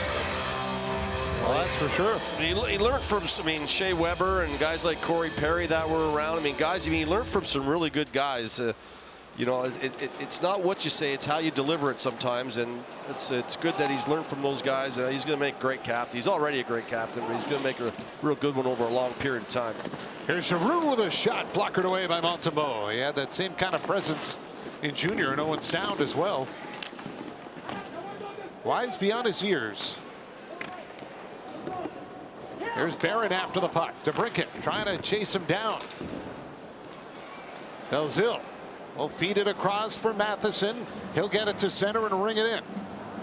Belzile after the puck. He's got it along the boards. Checked by Pinto. Then bumped by Hamonic. Puck hopped away from Pezzetta. Gets it down for Tierney. Puck lifted in the air, and DeBrincat got a piece of it. He'll help it down the ice. Schoenemann back on it. Ottawa getting a line change in.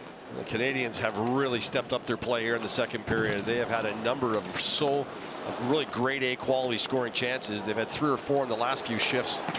Hoffman with one right there as he whistles it wide. Drouin back in the net. Comes out with a puck. Jonathan Drouin to the point. Kovacevic with a shot. That one missed. Hoffman trying to catch up to it. Gauthier is on it. Feeds it out at center, just out of the reach of Joseph. And that pass gets by everyone. Will be an icing call against the Canadians.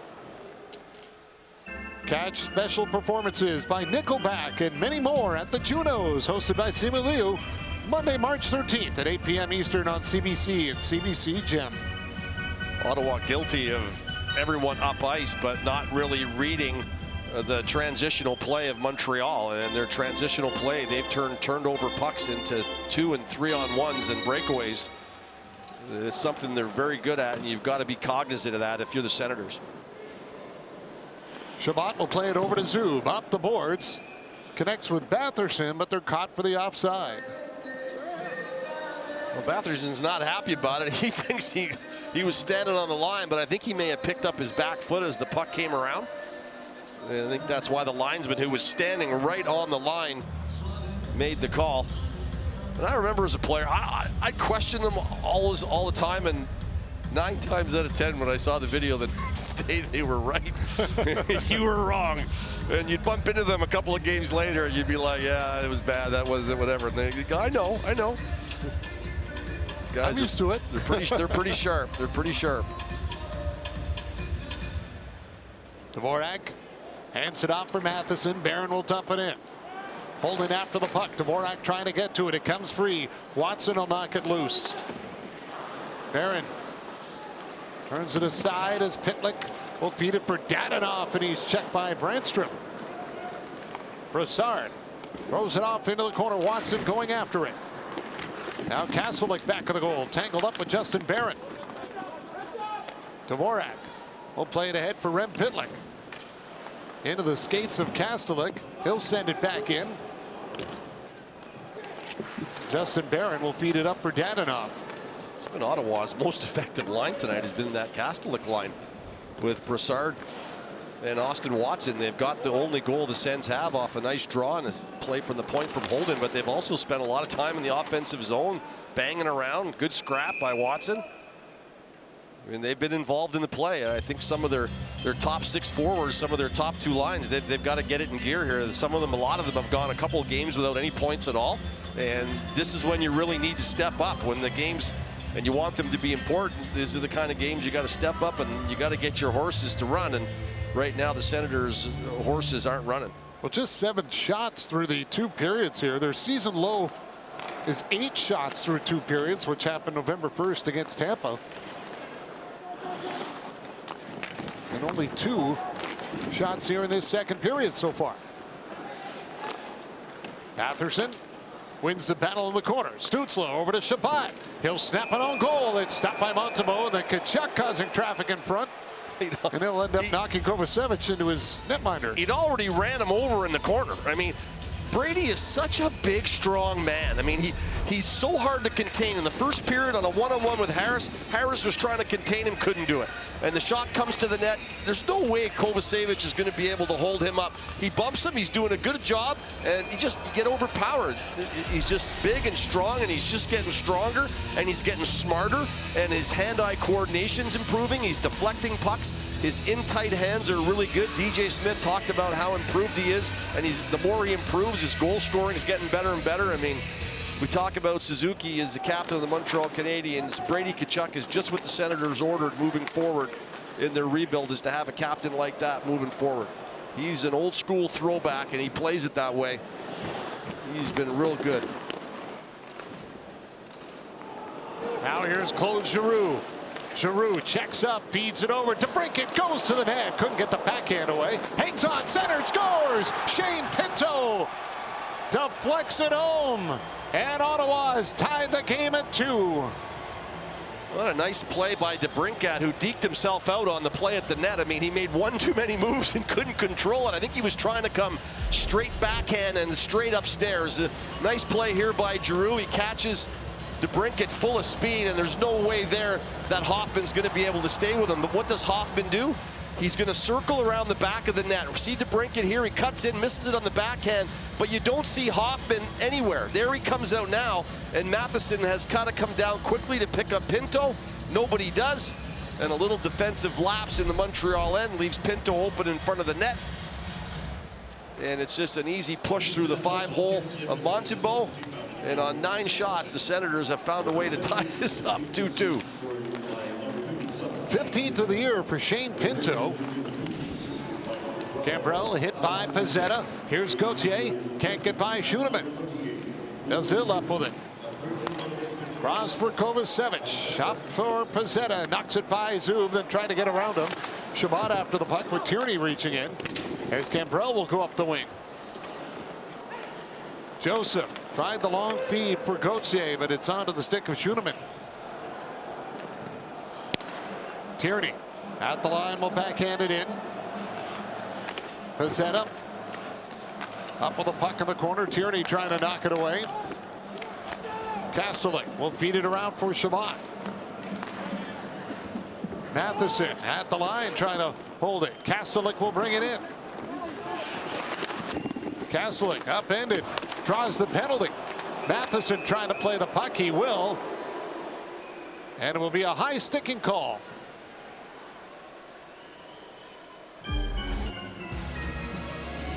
How to keep the stick down behind the net in a 2-2 game.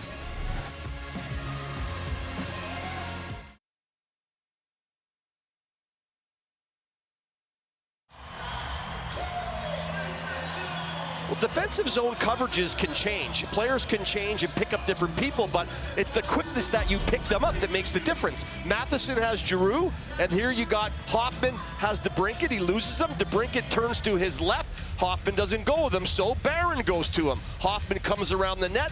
Barron had Pinto. So these changes and the fact that they just didn't get to them fast enough I think Barron should have just held his ground with Pinto and let Hoffman eventually come around the net and get to him, or Hoffman should have jammed the brakes on, one or the other. But because you don't, you leave that split second for Pinto to infiltrate you, and it's in the back of your net. So it happens fast, though. We're showing it in slow motion, but it's happening fast and real speed, and it can cost you goals, and that one did. So Kastelik in the box for high sticking. Harvey Pinard after the puck in the corner, trying to move it for Hoffman. Taken away, puck comes to the point. Matheson got it over to Suzuki, drops it back. Matheson with a shot, Sogard the stop, and he hangs on. Well, good job by Sogard to not bleed any rebounds here. Settling it down, Suzuki just making sure that everyone gets in their position, and Matheson sees he's got traffic. You see, I mentioned it earlier with this big goaltender who can see above people. You get Anderson in there, you get Pinard in there, get some bodies in there. That creates a bit of distraction on the goaltender's part. And Matheson saw the traffic, and when you see the traffic, put it to the net.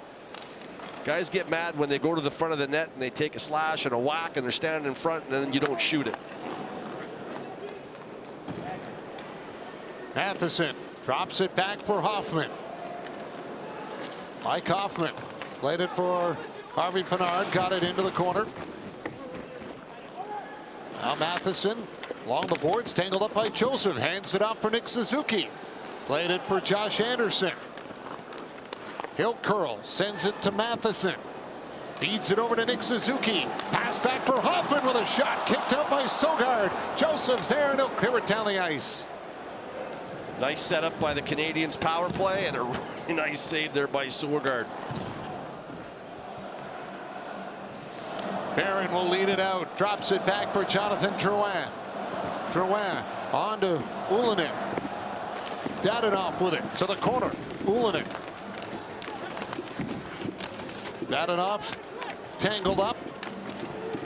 Pitlick waiting for the puck to come free. It does now, but it's Stützle that's got it. And Tim Stützle will take off with it. He'll turn back to his own zone. Trying to shake off Ullinen. Goes for the long pass at center for Pinto. Shane Pinto wins the battle, gets by Ullinen. Pinto on the puck with a shot right on. Montembeault the save. Kastelik's out of the box. The power play is over. Here's Pinto back of the net trying to throw it in front. Savard broke it up. Giroux on it. Claude Giroux centers. DeBrincat shoots. That one just goes high and wide. Chabot got it down. Comes back to the point. Chabot on it again. Trying to get it by Dadonov. And Dadonov is there to hand it off for Savard. DeBrincat trying to stick on Savard, but it's Barron that'll feed it up for Pitlick. 2.5 to go in the second in a 2-2 game. Savard played it over. Tierney back for Savard, trying to feed it in front. Batherson on the puck, lifts it high in the air. Pezzetta knocked it down. He'll snap it on goal, and Sogard decides to hold on. Well, Shane Pinto has gotten this game all evened up at 2, and good job here. The Senators, good penalty killing, and then they come into the zone, and you don't have much of a chance to drive to the net, so take the shot. Why not? Take the shot, go to the net, little inside move on Harris, and I think it's the right play. You never know. If you don't shoot, it's got no chance to go in.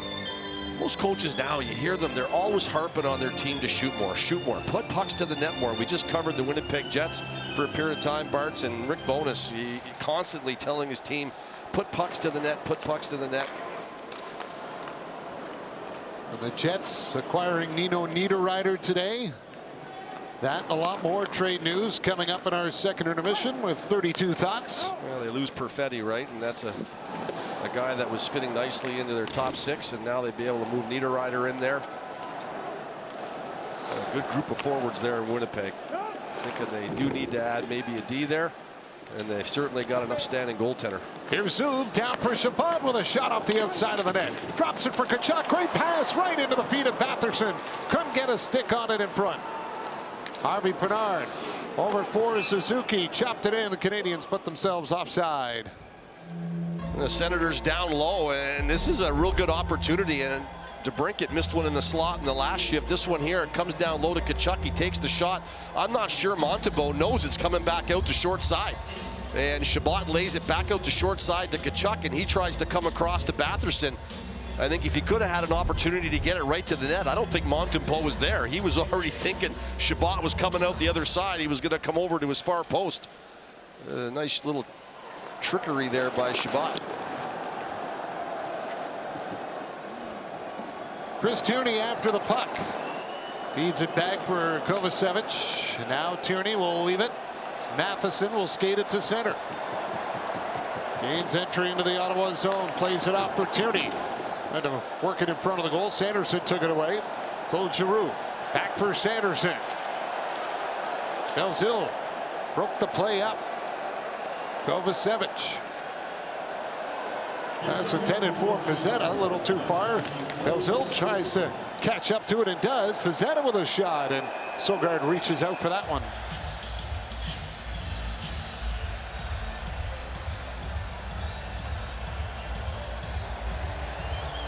Well, Pezzetta, I mentioned a little dust up there with Watson. Last night he had a great forecheck play and dusted a puck up into the front of the net for a goal.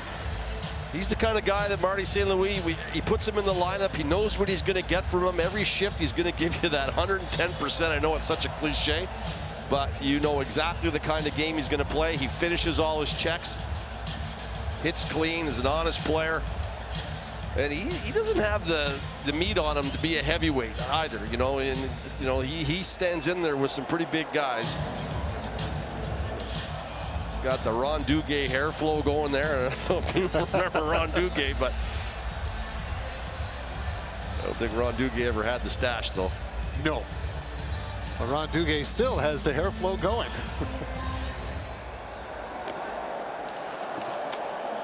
There's Chabot out to center for Joseph.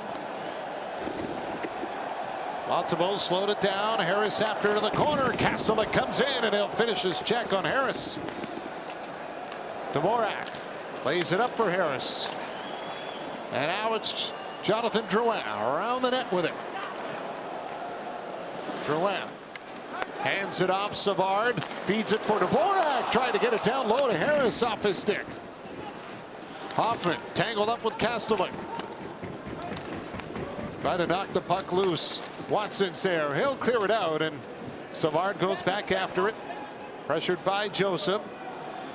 Savard leaves it for Harris. Harris will get it up to center. And a Hoffman. Time for one shot right before the siren.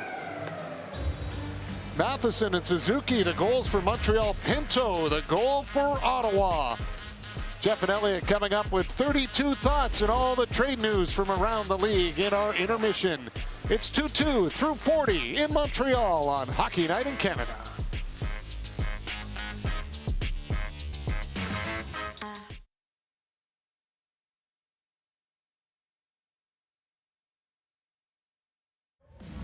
Saturday night's second intermission, 32 Thoughts presented by GMC and the new Sierra AT4X. Elliott Friedman and Jeff Merrick, I know you know. Crew call here, 6 nights. David Amber, Carolyn Cameron, Biznasty, Ryan Getzlaff, Anson Carter, Kevin Bieksa, Jamal Mayers, Jennifer Botterill, Mike Fuda, Jason Bukala, Sam Cosentino, Justin Bourne will do some hits. 7 reporters in the 7 Canadian, that's 21.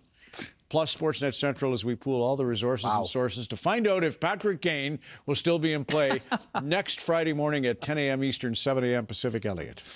I don't think so. We're going to know one way or the other. And look, you can see the way that this is trending. Today, he will not play against the San Jose Sharks. He went home to Chicago. But I think the other thing here that really stands out is that the Rangers have begun the moves to clear the cap. Jake Leschyshyn put on waivers, and Kravtsov traded to Vancouver. These were moves that people suspected the Rangers wouldn't make unless they knew that we were moving in this particular direction. But as we've seen, nothing is done until it's done. And as of right now, as we do this segment, there is nothing official about Kane and the Rangers. Now, the other thing that's occurred here is that I don't think that they were in position to make this trade for cap reasons before at least Tuesday. However, Ryan Lindgren unfortunately was injured today, and hopefully this isn't the case, but if he has to go on long-term injury list, they could potentially do this as soon as tomorrow. So we will see how this all plays out, but certainly the motions look to be Kane, the Rangers, and the Blackhawks working on something. Terrific. And Jeff, Nino Niederreiter to Winnipeg is Yes. the beginning in Nashville. It's the beginning, yeah, with Niederreiter now a member of the Winnipeg Jets. The Nashville Predators are very much open for business. Now, we believe there are 3 untouchables on the Predators: Captain Roman Josi, netminder Jussi Saros, and winger Philip Forsberg. But after that, it sounds like everything is very much on the table. We'll begin with defenseman Dante Fabro. He's a former first-round draft pick, and things haven't exactly gone swimmingly, certainly this season, for Dante Fabro. We expect him to be moved at some point next week. I would imagine that San Jose could be an option here, maybe the leading contender for the services of Dante Fabro. His head coach in the San Jose Sharks is David Quinn. That was Dante Fabro's head coach at Boston University.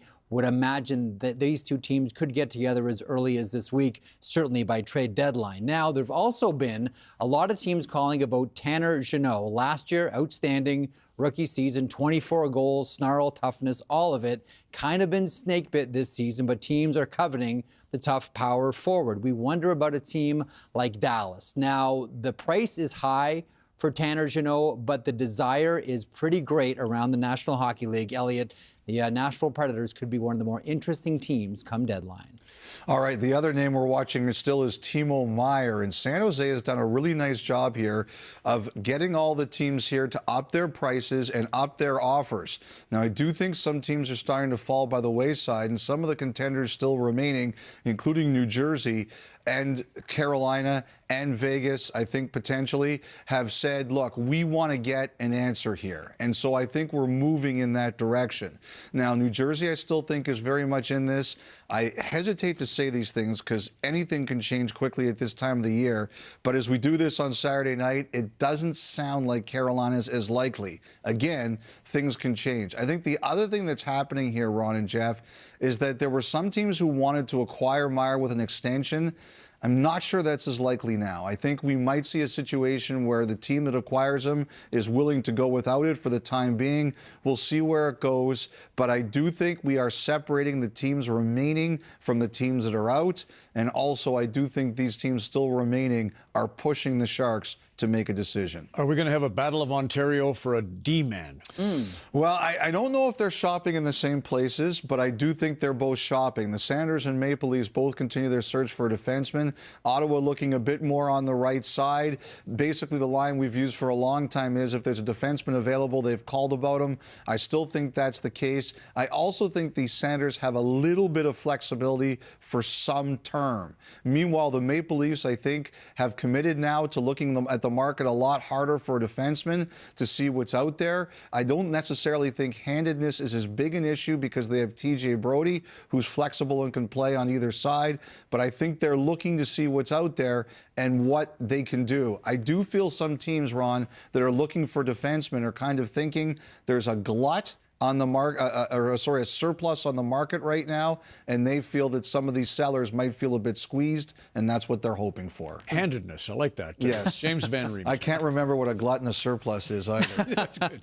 JVR, yes, Rod. So he's not playing tonight against the New Jersey Devils. The Philadelphia Flyers don't play again until Wednesday, and Philly has made the decision. They are indeed moving him and have let teams know that he is available. We watch teams like the Vegas Golden Knights, the Minnesota Wild, the Dallas Stars. Winnipeg has been around James Van Riemsdyk. Not sure if the Niederreiter situation changes that, but yes, JVR definitely in play. I think Philadelphia is expecting other teams to jump in at some point this week as well. Great, Jeff. And finally, big news on the women's game front. Okay, so Haley Salvian with the report this week that the PWHPA players have formed a union and are collectively bargaining right now with their investor group. That is Mark Walter Group and Billie Jean King Enterprises. There is a new women's league that is on the horizon, and we believe that it is close. And Ron and Elliot, I know that we've been here before, so I'm going to try to be really careful about this. So this is what I believe. So they're eyeing an announcement of this new league right around the time of the PWHPA Championship weekend.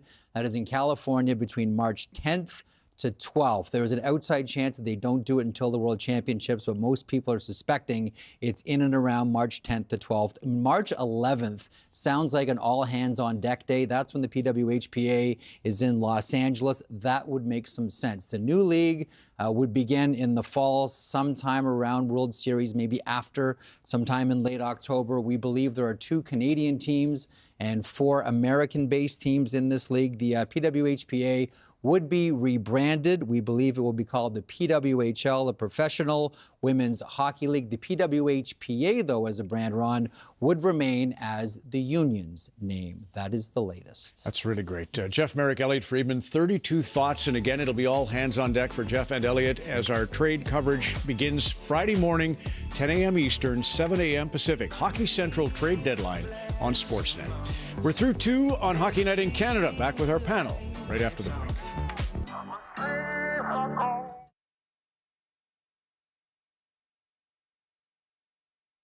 Signed a last-minute contract to do the trade deadline show on Friday as well, so congrats. He'd be whining if he didn't say his That's name. right, exactly.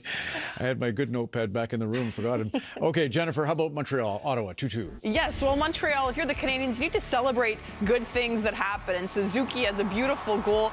The important thing here is watch the reaction from St. Louis on the bench. He's still fired up, the ultimate motivator, providing the energy for his team, and Suzuki builds off that individual momentum, a nice feed to Harvey Pinard, and then another nice dish to Anderson. So here's a team coming in tonight, won 5 of the last 7, and it's about development and this constant education, teaching yourself and communication on the bench. Face-offs are 22-20 for Montreal in that one. What are they in your game? Well, Boston is dominating. Again, at 62%, they're the second best face-off team in the league. One of the few things, or so one of the many things they're great at. But this is how you can beat a really good face-off team. Watch the battle before the puck's dropped by Amon. You have to crowd the circle. You have to get over it, and Coyle can't even get in, and then you need help from your wingers. This was the face-off that started the second period. They won it. They won it as a group. When you play a really good team that's good on the face-off circle, you need a group effort. You need to crowd the circle. Great, every little detail.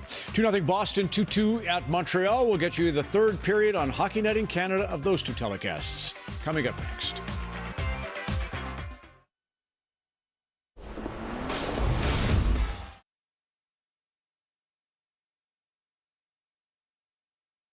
On their way into the building, sporting jerseys from various minor hockey associations from around the province of Quebec. And in keeping with the minor hockey theme, Justin Barron spotted at practice the other day with his name written along the white tape on the front of his helmet, just like he would have had in the early years of playing the sport. Coming off a season-high ice time last night, 10-20 through 2 periods tonight. Everyone knows the names John Bartlett and Gary Galley. Gentlemen, over to you. Thanks, Kyle. You gotta love it. The tape on the name like that. I was thankful for that when I was coaching minor hockey. Of course you would have been, right? You had to rely on it. 80 kids in a tryout, and you know, it's nice to have the name on the front of the helmet for sure. That's right. Canadians had a good second period. Ottawa finds a way to tie it. We're 2-2 going in the third, and what's going to be a very big third period, especially for the Senators. Yeah, that's a big goal that Shane Pinto scored there towards the end of the second period, because obviously, you know, the Montreal Canadiens were kind of taking it to them a little bit. The Senators looked a bit, you know, off, and a couple of outnumbered attacks. I think 3 of them in about 30-40 seconds by Montreal. This could have got out of hand quickly. It didn't, and good on them to get that one back. Should be an interesting third period. Thomas Chabot after the puck, chased by Harvey Pinard. He'll send it around the boards, kept in by Savard. And now Chabot will knock it away. Here comes Batherson with it. Over the line, dropped it for Stützle. Cuts in front, can't get the puck to the net. Chabot follows up, takes the shot. It's high over the goal. Batherson side of the net, can't get a stick on it. And Nick Suzuki will get it to center ice for Montreal and play it in. Here's Chabot. Taking it in his end once more, and he'll take his time with it.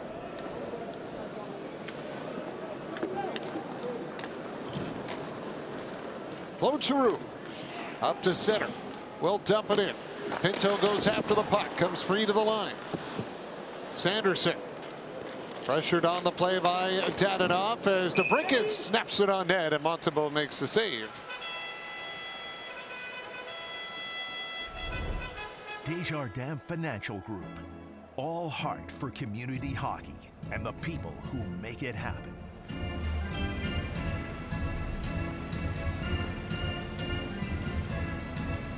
Claude Giroux tried to play it through the legs of Dvorak off the draw. Pinto let it go momentarily, but it's grabbed by Rem Pitlick, who will carry it back up the ice for the Canadians. Checked by Hamonic, who fell down. Sanderson after it. Comes right in front and just out of the reach of the stick of Dadonov. Now it's DeBrincat. Cutting in. Can he get around Barron? And he rings it right off the post. What a shot by DeBrincat. Caught nothing but iron. Holden down to Pinto. Worked over by Matheson. Dadonov up with a puck. He'll lift it off the glass to the point, and that one gets by Brännström and back down the ice. Erik Brännström lays it up for Gambrell. Dropped it off for Gauthier. Trying to get by Kovacevic. Goes to the net. Stopped by Montemose. He can't jam it in under his pad. And then Drouin gets hit. His gloves go flying off.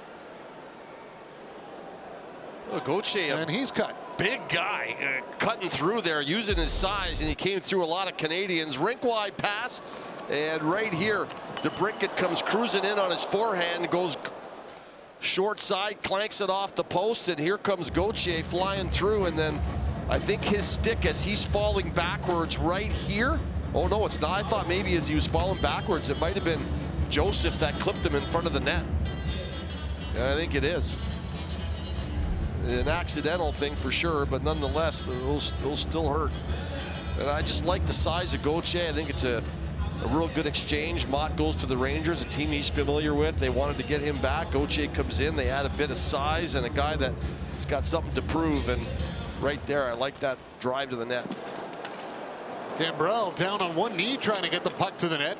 Swiped to the line and kept in by Holden. Off for Gambrell. Throws it off the outside of the net. Comes free in front. And Hoffman with a soft pass off the boards. Doesn't get it out as Holden will play it deep. Schoenemann grabs it. Up to Tierney.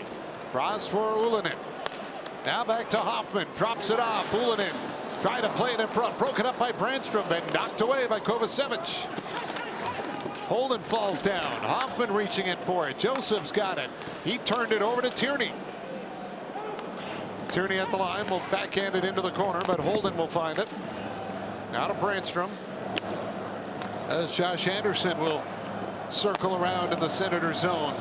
This is one of those games where you haven't had your best period yet if you're Ottawa, but if you could certainly have it here in the third, it could be a real big 2 points for the Senators as they move into those back-to-back games against the Detroit Red Wings. You don't often see back-to-back games in your own building. You know what I mean? You just don't see that. And because of a canceled game earlier, that game has been moved to another date, and now they're going to fit it in the 27th and 28th. The Detroit Red Wings will play both those games in Ottawa. You'd see that in the American Hockey League a lot with the travel. Teams had further travel would come in. You play a 2-game set. We used to do it. Yeah, we used to do it back in the day. Yeah. The LA Kings, we'd go into Winnipeg and we'd play a couple of games Thursday, Saturday night. Not back to back, but we'd be there for 3-4 days. And we realized why we loved LA so much. You don't say. Harris backpedals with it. And now retreats behind his net. And the Canadians just finished a 4-game road trip in Philly last night. They won their last 2 against Jersey and the Flyers. Play this one at home, and then they're going to go on the road for 4 more. They're heading west this week. California swing coming up. Here's Harris with a shot. Sogard the same. Rebound side of the net, and Zoom did a good job to tie up Nick Suzuki. Raphael Harvey-Pinard will play it off to Nick Suzuki, trying to shake off Zoom. Wanted to go to the point for Savard. A good play by Tim Stützle to get the stick on it, knock it down the ice. Just great presence of mind to stay with the play, and you know he wanted to get off, but hung in there and kept his stick in the right position in the second effort, and gets this puck out of harm's way. And this will be an icing call charged against Montreal. It's amazing because, you know, DJ Smith decides to put Tim Stützle on the penalty kill early this year. He wanted him to be on the penalty killing. And when you put a guy like that on the penalty killing, he gets encouraged by his coach. He says, you can do this, and Stützle wants to do it. And when you go on the penalty kill, you learn different things. And one of the things you learn is stick position. And you have to have good stick, have it in the right places, and you carry those things into the rest of your game. And that's exactly what he did right there. What a good, smart player. He's had such a real breakout year.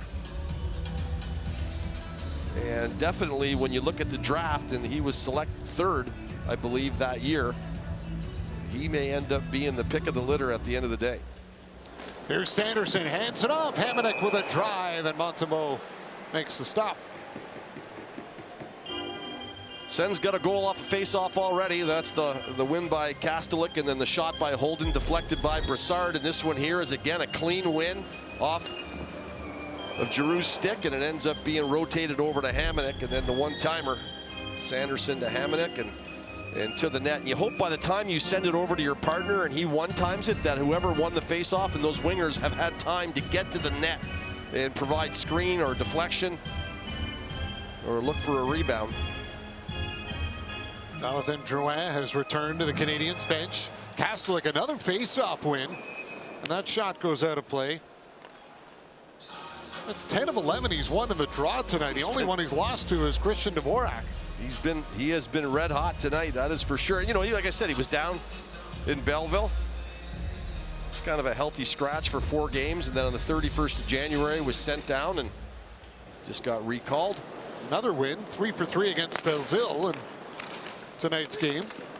That'll focus you. You know, you go back down, and when you come back up, that will focus you. Chance here for the Senators as Brassard will circle the net.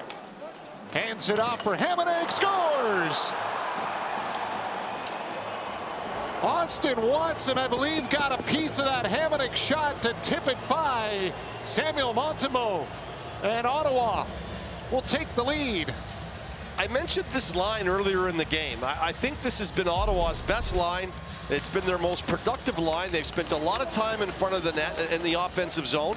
And I mentioned the goal they created earlier, and then you were just talking about Kastelik on the draws is out of this world, and this is 3 consecutive draws in a row in the Montreal zone that the Senators have gotten control of the puck and started their attack on the net. And this one is a nice tip by Austin Watson, who's hanging around the front of the net. But look at Kastelik too. He's a big body. He's in front of Montembeault. You've got Austin Watson. He's a handful. He's in the slot. And you're winning face-offs, you're getting possession, you're getting pucks to the net, and they get rewarded and now have a 3-2 lead. Austin Watson with his 5th of the year. First goal in a span of 16 games. His last marker January 3rd against Columbus. Canadiens look to respond. It's Nick Suzuki. Oh, and he tried to drag it around the pad of Sogard. It went wide, and he fell into the goaltender. Tkachuk will lift it in. Savard going after it. Played around for Harris. Suzuki on it again. Josh Anderson dumps it in, takes the hit from Shabbat. Sogard out of the net. He'll play it around the glass. Tkachuk knocked it down on the boards. Brady Tkachuk up to Batherson. Batherson drags it, scores! Drake Batherson, what a shot, top corner. And Ottawa's got a 4-2 lead. The Montreal Canadiens had an opportunity to tie this up mere seconds after the Senators have taken the lead. It's Nick Suzuki on a nice feed from Anderson. He walks it all alone. I think he tries the same move that he actually scored on him, but he loses his footing. And the play turns around, comes the other way. The puck gets chipped to Batherson, and he pulls this puck, toe drag inside on Harris, uses him as a screen, and comes right across him with it. And he rips this thing stick side. It was a bullet. But toe drag, and he pulls it right into the body of Harris and then fires it right alongside him. There's no way Montembeault's going to pick that up until it was literally too late. And a 2-goal lead, and this one's opened up. 2 goals in 47 seconds for the Ottawa Senators on Batherson's 18th. Here comes Jonathan Drouin in front for Hoffman, just missed it. Another chance for the Canadiens to reply right away. Joseph on it. He'll dump it in, and it hopped over the stick of Montembeault as Schoenemann will send it around the boards. Gambrell off for Joseph. Stops, tries to shake off Schoenemann. Played it in front. Corey Schoenemann will take it away. Drouin to center for Schoenemann. Holden lost his stick on the check. Gambrell will take the puck for Ottawa. Plays it in deep as the Senators are on a change. Matheson off the foot of DeBrincat to the goal. Dvorak will give it back for Mike Matheson. Matheson dumping it in. Shane Pinto on the puck, trying to turn away from Dadonov. Hamonic goes after it. Here comes Hamonic. Fired it on net. Montembeault knocked it down. Matheson played it off in the corner.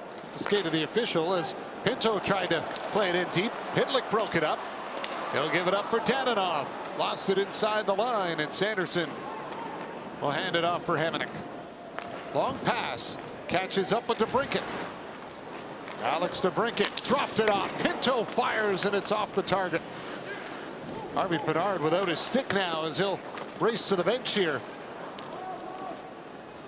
Nick Suzuki up with a puck. He'll feed it across for Justin Barron. Right back for Matheson. Watched by Kastelik. Anderson can't find room at center to get by Brassard. Now Kastelik into the forecheck, forcing Matheson to move the puck. Barron with a long feed at center, blocked by Zub. Brassard back in for Ottawa to Kastelik, and he chipped it over the net. Brassard trying to work the puck free. Barron will find it. He'll get it out. It got by Zub. Suzuki turns and dumps it in. Sogard knocked it down as that one skipped up off the dasher board. Artem Zub skates it in, left it for Tim Stützle. Down to Zub, tangled up by Harris. Brady Tkachuk, watched by Tierney. Batherson, space in the corner, hands it off for Tkachuk. Work free for Belzile. Feeds it up for Pezzetta, knocked it past Shabbat. Tierney follows up. He's got it. Trying to go to Belzile. Spinning around. Harris with a shot. Stopped by Sogard. Up in the air again for Tierney. Waiting for it to land. But it's Ottawa that will skate it away. And here comes Stützle. Tim Stützle drops it off. Batherson shot steered aside. Holden fires it in deep. But that puck just came out. And they'll blow it down on the offside. Austin Watson and Drake Batherson, 2 goals in 47 seconds, and it's 4-2 Ottawa on Hockey Night in Canada.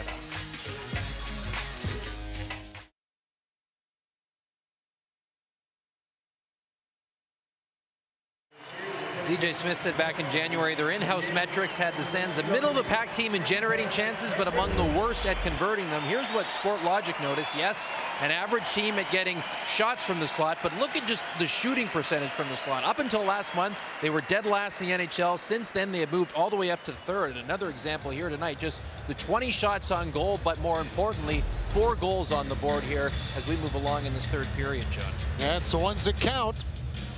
And the Senators have put themselves in a good position now in this hockey game. There's Schoenemann. Will play it off for Hoffman. Mike Hoffman is center. Dumps it in. Brännström after it in the corner. Lays it around for Brassard. Drouin comes in. Looks to take it away. Kastelik up the wing. Caught by Kovacevic. Here's Schoenemann. Throws it to the net. And Sogard will steer it away out of play. 24 Canadians tackle a countrywide obstacle course with help from coaches like Donovan Bailey and Clara Hughes. Canada's Ultimate Challenge continues Thursday at 8 on CBC and stream free on CBC Gem. I mentioned earlier, you know, the Ottawa Senators, you know, a little bit slow out of the gate, and in the second period, Montreal kind of got on top of them, but they get that late Pinto goal, and it carries forward here in the third, and 11:06 to go. And the Senators have found a way to build a 2-goal lead. Jonathan Drouin up with a puck. Feeds it to the point. Aaron tried to get it to net. Knocked away. Sanderson is there. And that one goes off the netting and out of play. Well, it's the one thing you can't do if you're Ottawa is count Montreal out. This is a team and a coaching staff that never lies down ever. Ever since we've been doing games here under this staff, this is a team that does not use their injuries for excuses. They don't use the fact that they're in a real rebuild as excuses. They continually push forward. And they are going to keep coming at the Ottawa Senators here. And obviously the next goal in this one is a huge one. If Montreal can find a way to get one here in the next 5-6 minutes, it'll make for an interesting finish. Puck comes to the line. Matheson moves to the middle, looks to the net, tries a shot, went off the foot of Giroux, and it's out of play on a big block. Good job on by Giroux, a veteran guy. He realizes the face-off is lost. He knows it's going to go to Matheson, and it's his job now to get in the lane. And you know, you're not necessarily going to be right up against Matheson, but he has to shoot through you. And nice block there by Giroux. Dvorak won that draw away from Kastelik. Matheson, a little spinorama, trying to go to the net. And it's cleared away by Claude Giroux, forcing Barron to go back and get it. Matheson hands it off. Pitlick after the puck. Pinto there first to the point. Sanderson for Hamonic with a drive, and that one goes wide. Dadonov will jump on it. Here comes Dadonov with Matheson through center, down the wing. Matheson around the net. Wraparound attempt in front. Puck comes free to Dvorak. Over to Harris. Back for Dvorak. He'll shoot. Tipped wide by Pitlick. Sanderson on the puck. He'll lift it out, and it's all the way back down to the Canadian zone. And that'll be an icing call. Well, once again, it's Matheson just flying, right? I mean, he just comes ripping up the ice. And when you have a defenseman that comes from underneath with that kind of speed, he backs you off. And he's been doing this all night long. He backs Hamonic off. He gets everyone deep into the zone. And then he tries to circulate this in the slot to Dvorak. And he's been a challenge for Ottawa. And it's just skating ability that's really done most of the damage.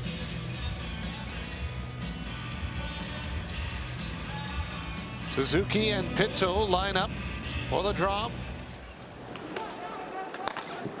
Puck played around. Hamonic's there.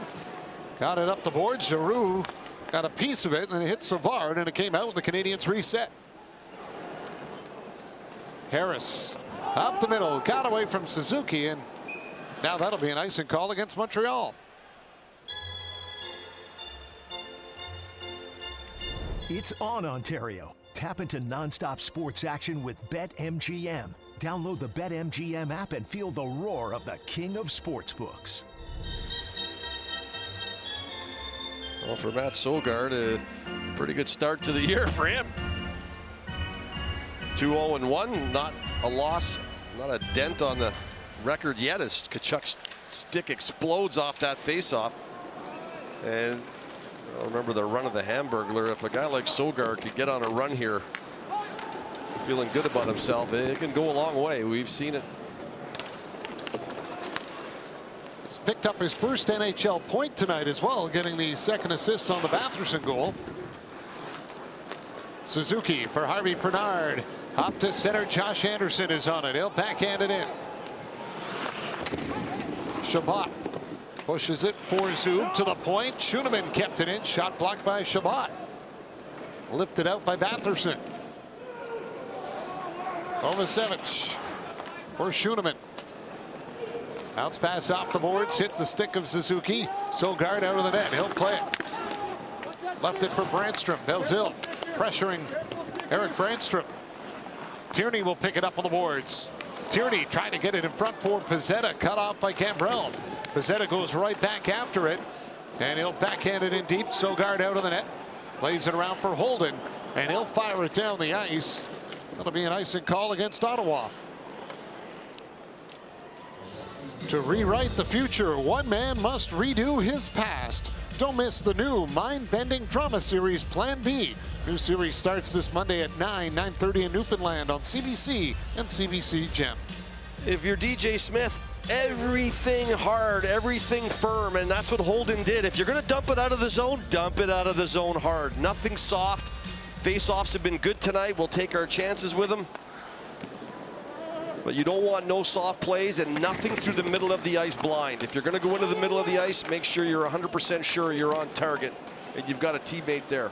Jonathan Drouin shakes off Gambrell, goes to the point. Barron through traffic with a shot that's blocked. Matheson was right down to the slot trying to get to it. He's knocked down. Ottawa back on the attack, scores! What a shot! Julien Gauthier with his first goal as an Ottawa Senator. And it's 5-2.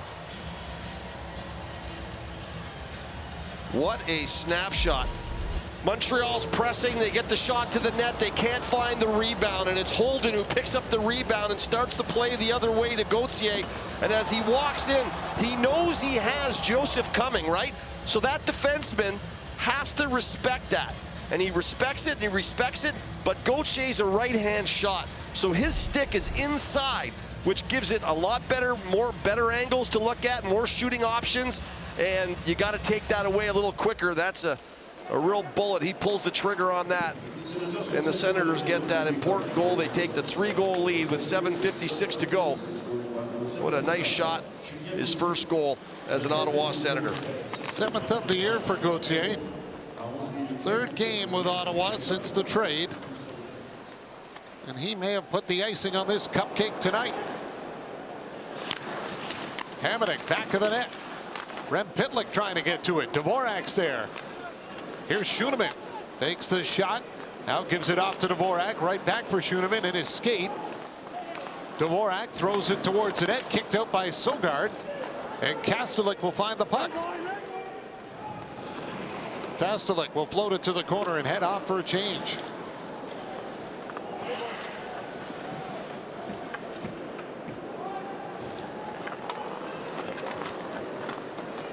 Schueneman took his time with it. Got it up for Nick Suzuki over the line. Suzuki dropped it off for Josh Anderson, whose stick breaks. He tried to make the pass. Artem Zub with it. Harvey Pinard will clear it out. Claude Giroux will float it back in. Harris will start up ice. Played it for Nick Suzuki. Drops it off for Harris. He'll backhand it into the corner as Chabot is on the puck. Played around for Stützle. Chabot trying to catch Batherson just out of his reach. He'll hustle after it in the corner, and he's bumped by Savard. Now Tim Stützle curling around in the Canadian zone with it. Stützle to the point. Hamonic with a shot. Tkachuk after it. They'll play it for Stützle. Tim Stützle feeds it over for Batherson. Got it across. Anderson shot kicked away by Montembeault. Anderson trying to clear it out. Couldn't get it past the line. Stützle right in front. Tkachuk going to the net. And it's kicked out by Montembeault. Nick Suzuki up to center. He'll dump it in. The Canadians can get a change. Sanderson is on it. Chased by Belzile. Cut off at center ice by Pezzetta. He lifts the stick of Gauthier, and Matheson will retrieve the puck.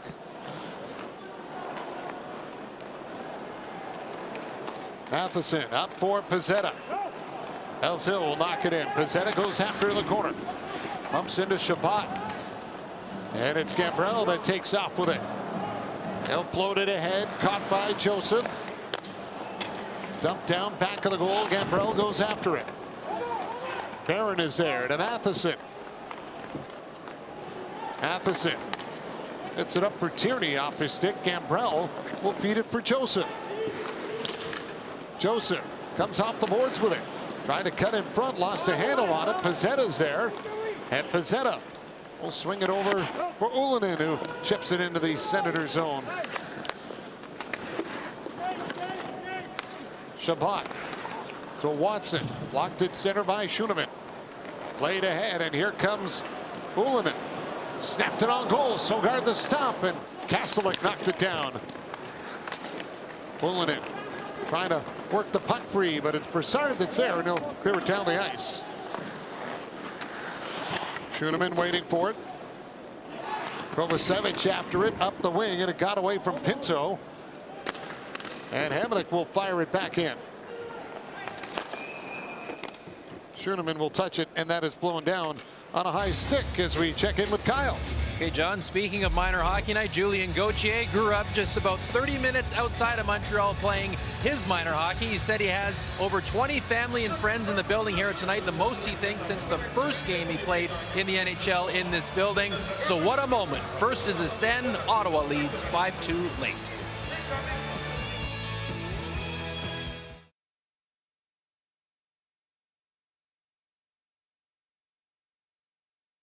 to come tonight, a big one in Denver. The 8th place Colorado Avalanche against the 9th place in the West Calgary Flames can be seen on Sportsnet and CBC. The two teams separated by just 3 points. After Hours guest this week, Nathan MacKinnon. We had Classified open the show. Halifax's MacKinnon with Scott Oak afterwards, John.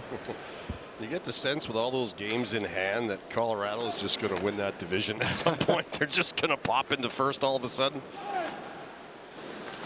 Dadonov throws it on net. Sogard knocks it down, made the stop. It'll be an interesting week for sure leading up to the trade deadline, especially around that division.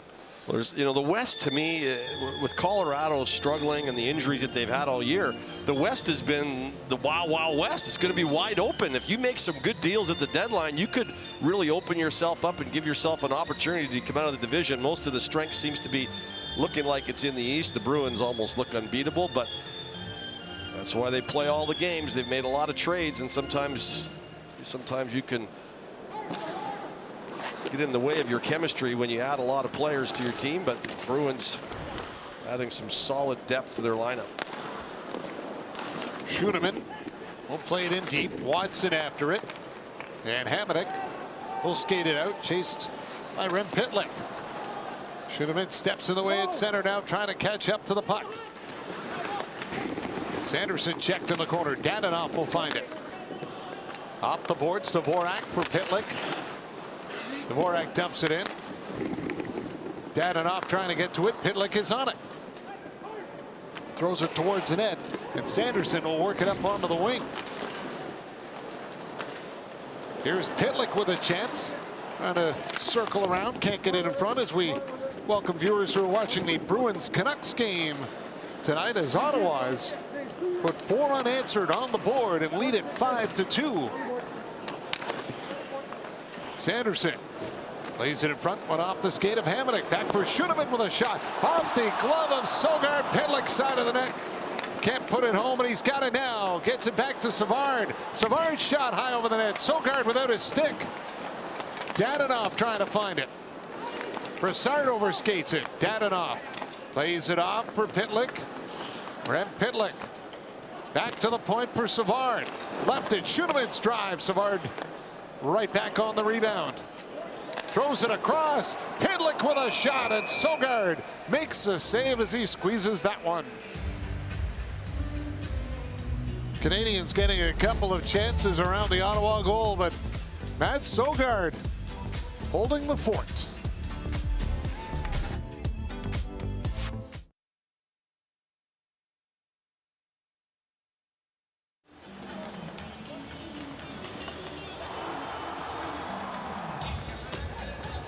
Well, the Senators in the third period come back with 3 quick goals. First one on the deflection from Watson, then it's Tkachuk to Batherson, and he buries it. And then Julien Gauthier with his first goal as an Ottawa Senator. He comes down and unloads, and it's been all Senators here in the third period. They take a 5-2 lead with 2:22 to go. Canadians have allowed 5 or more goals in 5 of their last 6 games against Ottawa. So Ottawa will look to improve their winning streak to 6 straight games against Montreal. They've never won 7 in a row against the Canadians. This is the final meeting between these teams this season, so won't know if they'll be able to do that until next year. Josh Anderson's on it, up high. Savard forced to the corner with it. Drops it off back in the net. Nick Suzuki trying to find it. Now it comes free. Anderson has got it. Josh Anderson throws it right back down for Nick Suzuki. He was caught up with Artem Zub. Suzuki off for Harvey Bernard, whose shot goes wide. Matheson hit by Tkachuk. Josh Anderson on it. Round for Nick Suzuki off his foot. Zub comes up with a puck. He'll get it to the point. Savard kept it in. Nick Suzuki drops it for Matheson. Shot saves Sogard. Rebound cleared away. Savard tried to get to it, but Batherson will knock it by him, and he's got Stützle going to the net. Batherson to Stützle, tipped it wide. Montembeault got the pad back, and the Tkachuk with a chance, and he missed the net. And that puck just came out over the line on Hamonic. Again, an opportunity for Montreal at one end. Sogard makes a real nice save, and then A pinch at the blue line here by Savard. Batherson gets it by him, and now they're just strictly numbers for Ottawa. And Batherson looks to go back and then tries to throw it to Stützle. He misses it, and as it comes back out, he gives it to Tkachuk, who has the whole far side, and he misses it. And it comes all the way around and out of the zone, and then an offside. I just want to pass on a little shout out to the City of Greenfield Park, where I played my minor hockey in my early years, South Shore, Montreal. Had some wonderful years there. Made a lot of friends in the minor hockey that I'm still friends with today. I was proud to be from the park. Here comes Gauthier racing after it, and he's all caught up with Harris. Two of them go into the corner. Belzile hands it across for Tierney, and Pezzetta was ahead of the play, and that's an offside. I'm not sure why this isn't a penalty. It kind of looked like it had all the things you would think a penalty would involve as he reaches in, grabs him, and he goes down. But I think just the point that we're in the last minute of play in this game is 5-2, that you're just going to let this thing wind out as Gauthier, who's looked pretty good tonight for the Ottawa Senators, has his first goal as a Senator. Ottawa is going to win 6 straight against the Canadiens for the first time since February 8th, 2007 to November 19th, 2007. And they put themselves in some good position heading into the back-to-back games against the Detroit Red Wings, which start Monday in Ottawa. Well, you wonder how this game would have gone if Nick Suzuki scores on that breakaway. I mean, the Senators had just scored to make it 3-2, and then within probably 10 to 15 seconds, Suzuki was all alone on Sogaard. And remember, he deked him out of his shorts earlier in the game, and I think he was trying the same move. Push him like you're cutting across and then cut back to your forehand, and he lost his footing. And right then, the Senators come all the way back, and they get 2 more. And you just kind of think if that goal goes in, that could certainly change everything. A big 5-2 win for the Ottawa Senators. Matt Sogaard improves to 3-0-1 on another good night in net for the Ottawa Senators, where he faced 31 Canadian shots. 29 saves will get the job done for DJ Smith and his team as Ottawa gets set for that big 2-game set against the Detroit Red Wings, and the Canadiens head out west. And our panel is up next on Hockey Night.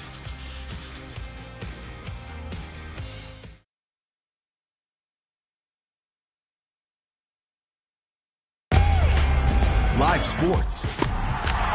Thousands of live events. ESPN Plus originals. The exclusive home of the complete 30 for 30 library. Exclusive access. Top leagues and tournaments. And the biggest names in the game. ESPN Plus. Live sports. Thousands of live events. ESPN Plus originals. The exclusive home of the complete 30 for 30 library. Exclusive access. Top leagues and tournaments. And the biggest names in the game. ESPN Plus. Live sports. Thousands of live events. ESPN Plus originals. The exclusive home of the complete 30 for 30 library. Exclusive access. Top leagues and tournaments. And the biggest names. ESPN Plus. Live sports. Events. Plus originals. The exclusive home of the complete 30 for 30 library. Exclusive access. Top leagues and tournaments. And the biggest names in the game. ESPN Plus. Live sports. Thousands of live events. ESPN Plus originals. The exclusive home of the complete 30 for 30 library. Exclusive access. top leagues and tournaments, and the biggest names in the game. ESPN Plus. Live sports. Thousands of live events. ESPN Plus Originals. The exclusive home of the complete 30 for 30 library. Exclusive access. Top leagues and tournaments. And the biggest names in the game. ESPN Plus. Live sports. Thousands of live events. ESPN Plus Originals. The exclusive home of the complete 30 for 30 library. Exclusive access. Top leagues and tournaments. And the biggest names in the game. ESPN Plus. Live sports. Thousands of live events. ESPN Plus Originals. The exclusive home of the complete 30 for 30 library. Exclusive access. Top leagues and tournaments. And the biggest names in the game. ESPN Plus. Live sports. Thousands of live events. ESPN Plus Originals. The exclusive home of the complete 30 for 30 library. Exclusive access. Top leagues and tournaments. And the biggest names in the game. ESPN Plus. Live sports. Thousands of live events. ESPN Plus Originals. The exclusive home of the complete 30 for 30 library. Exclusive access.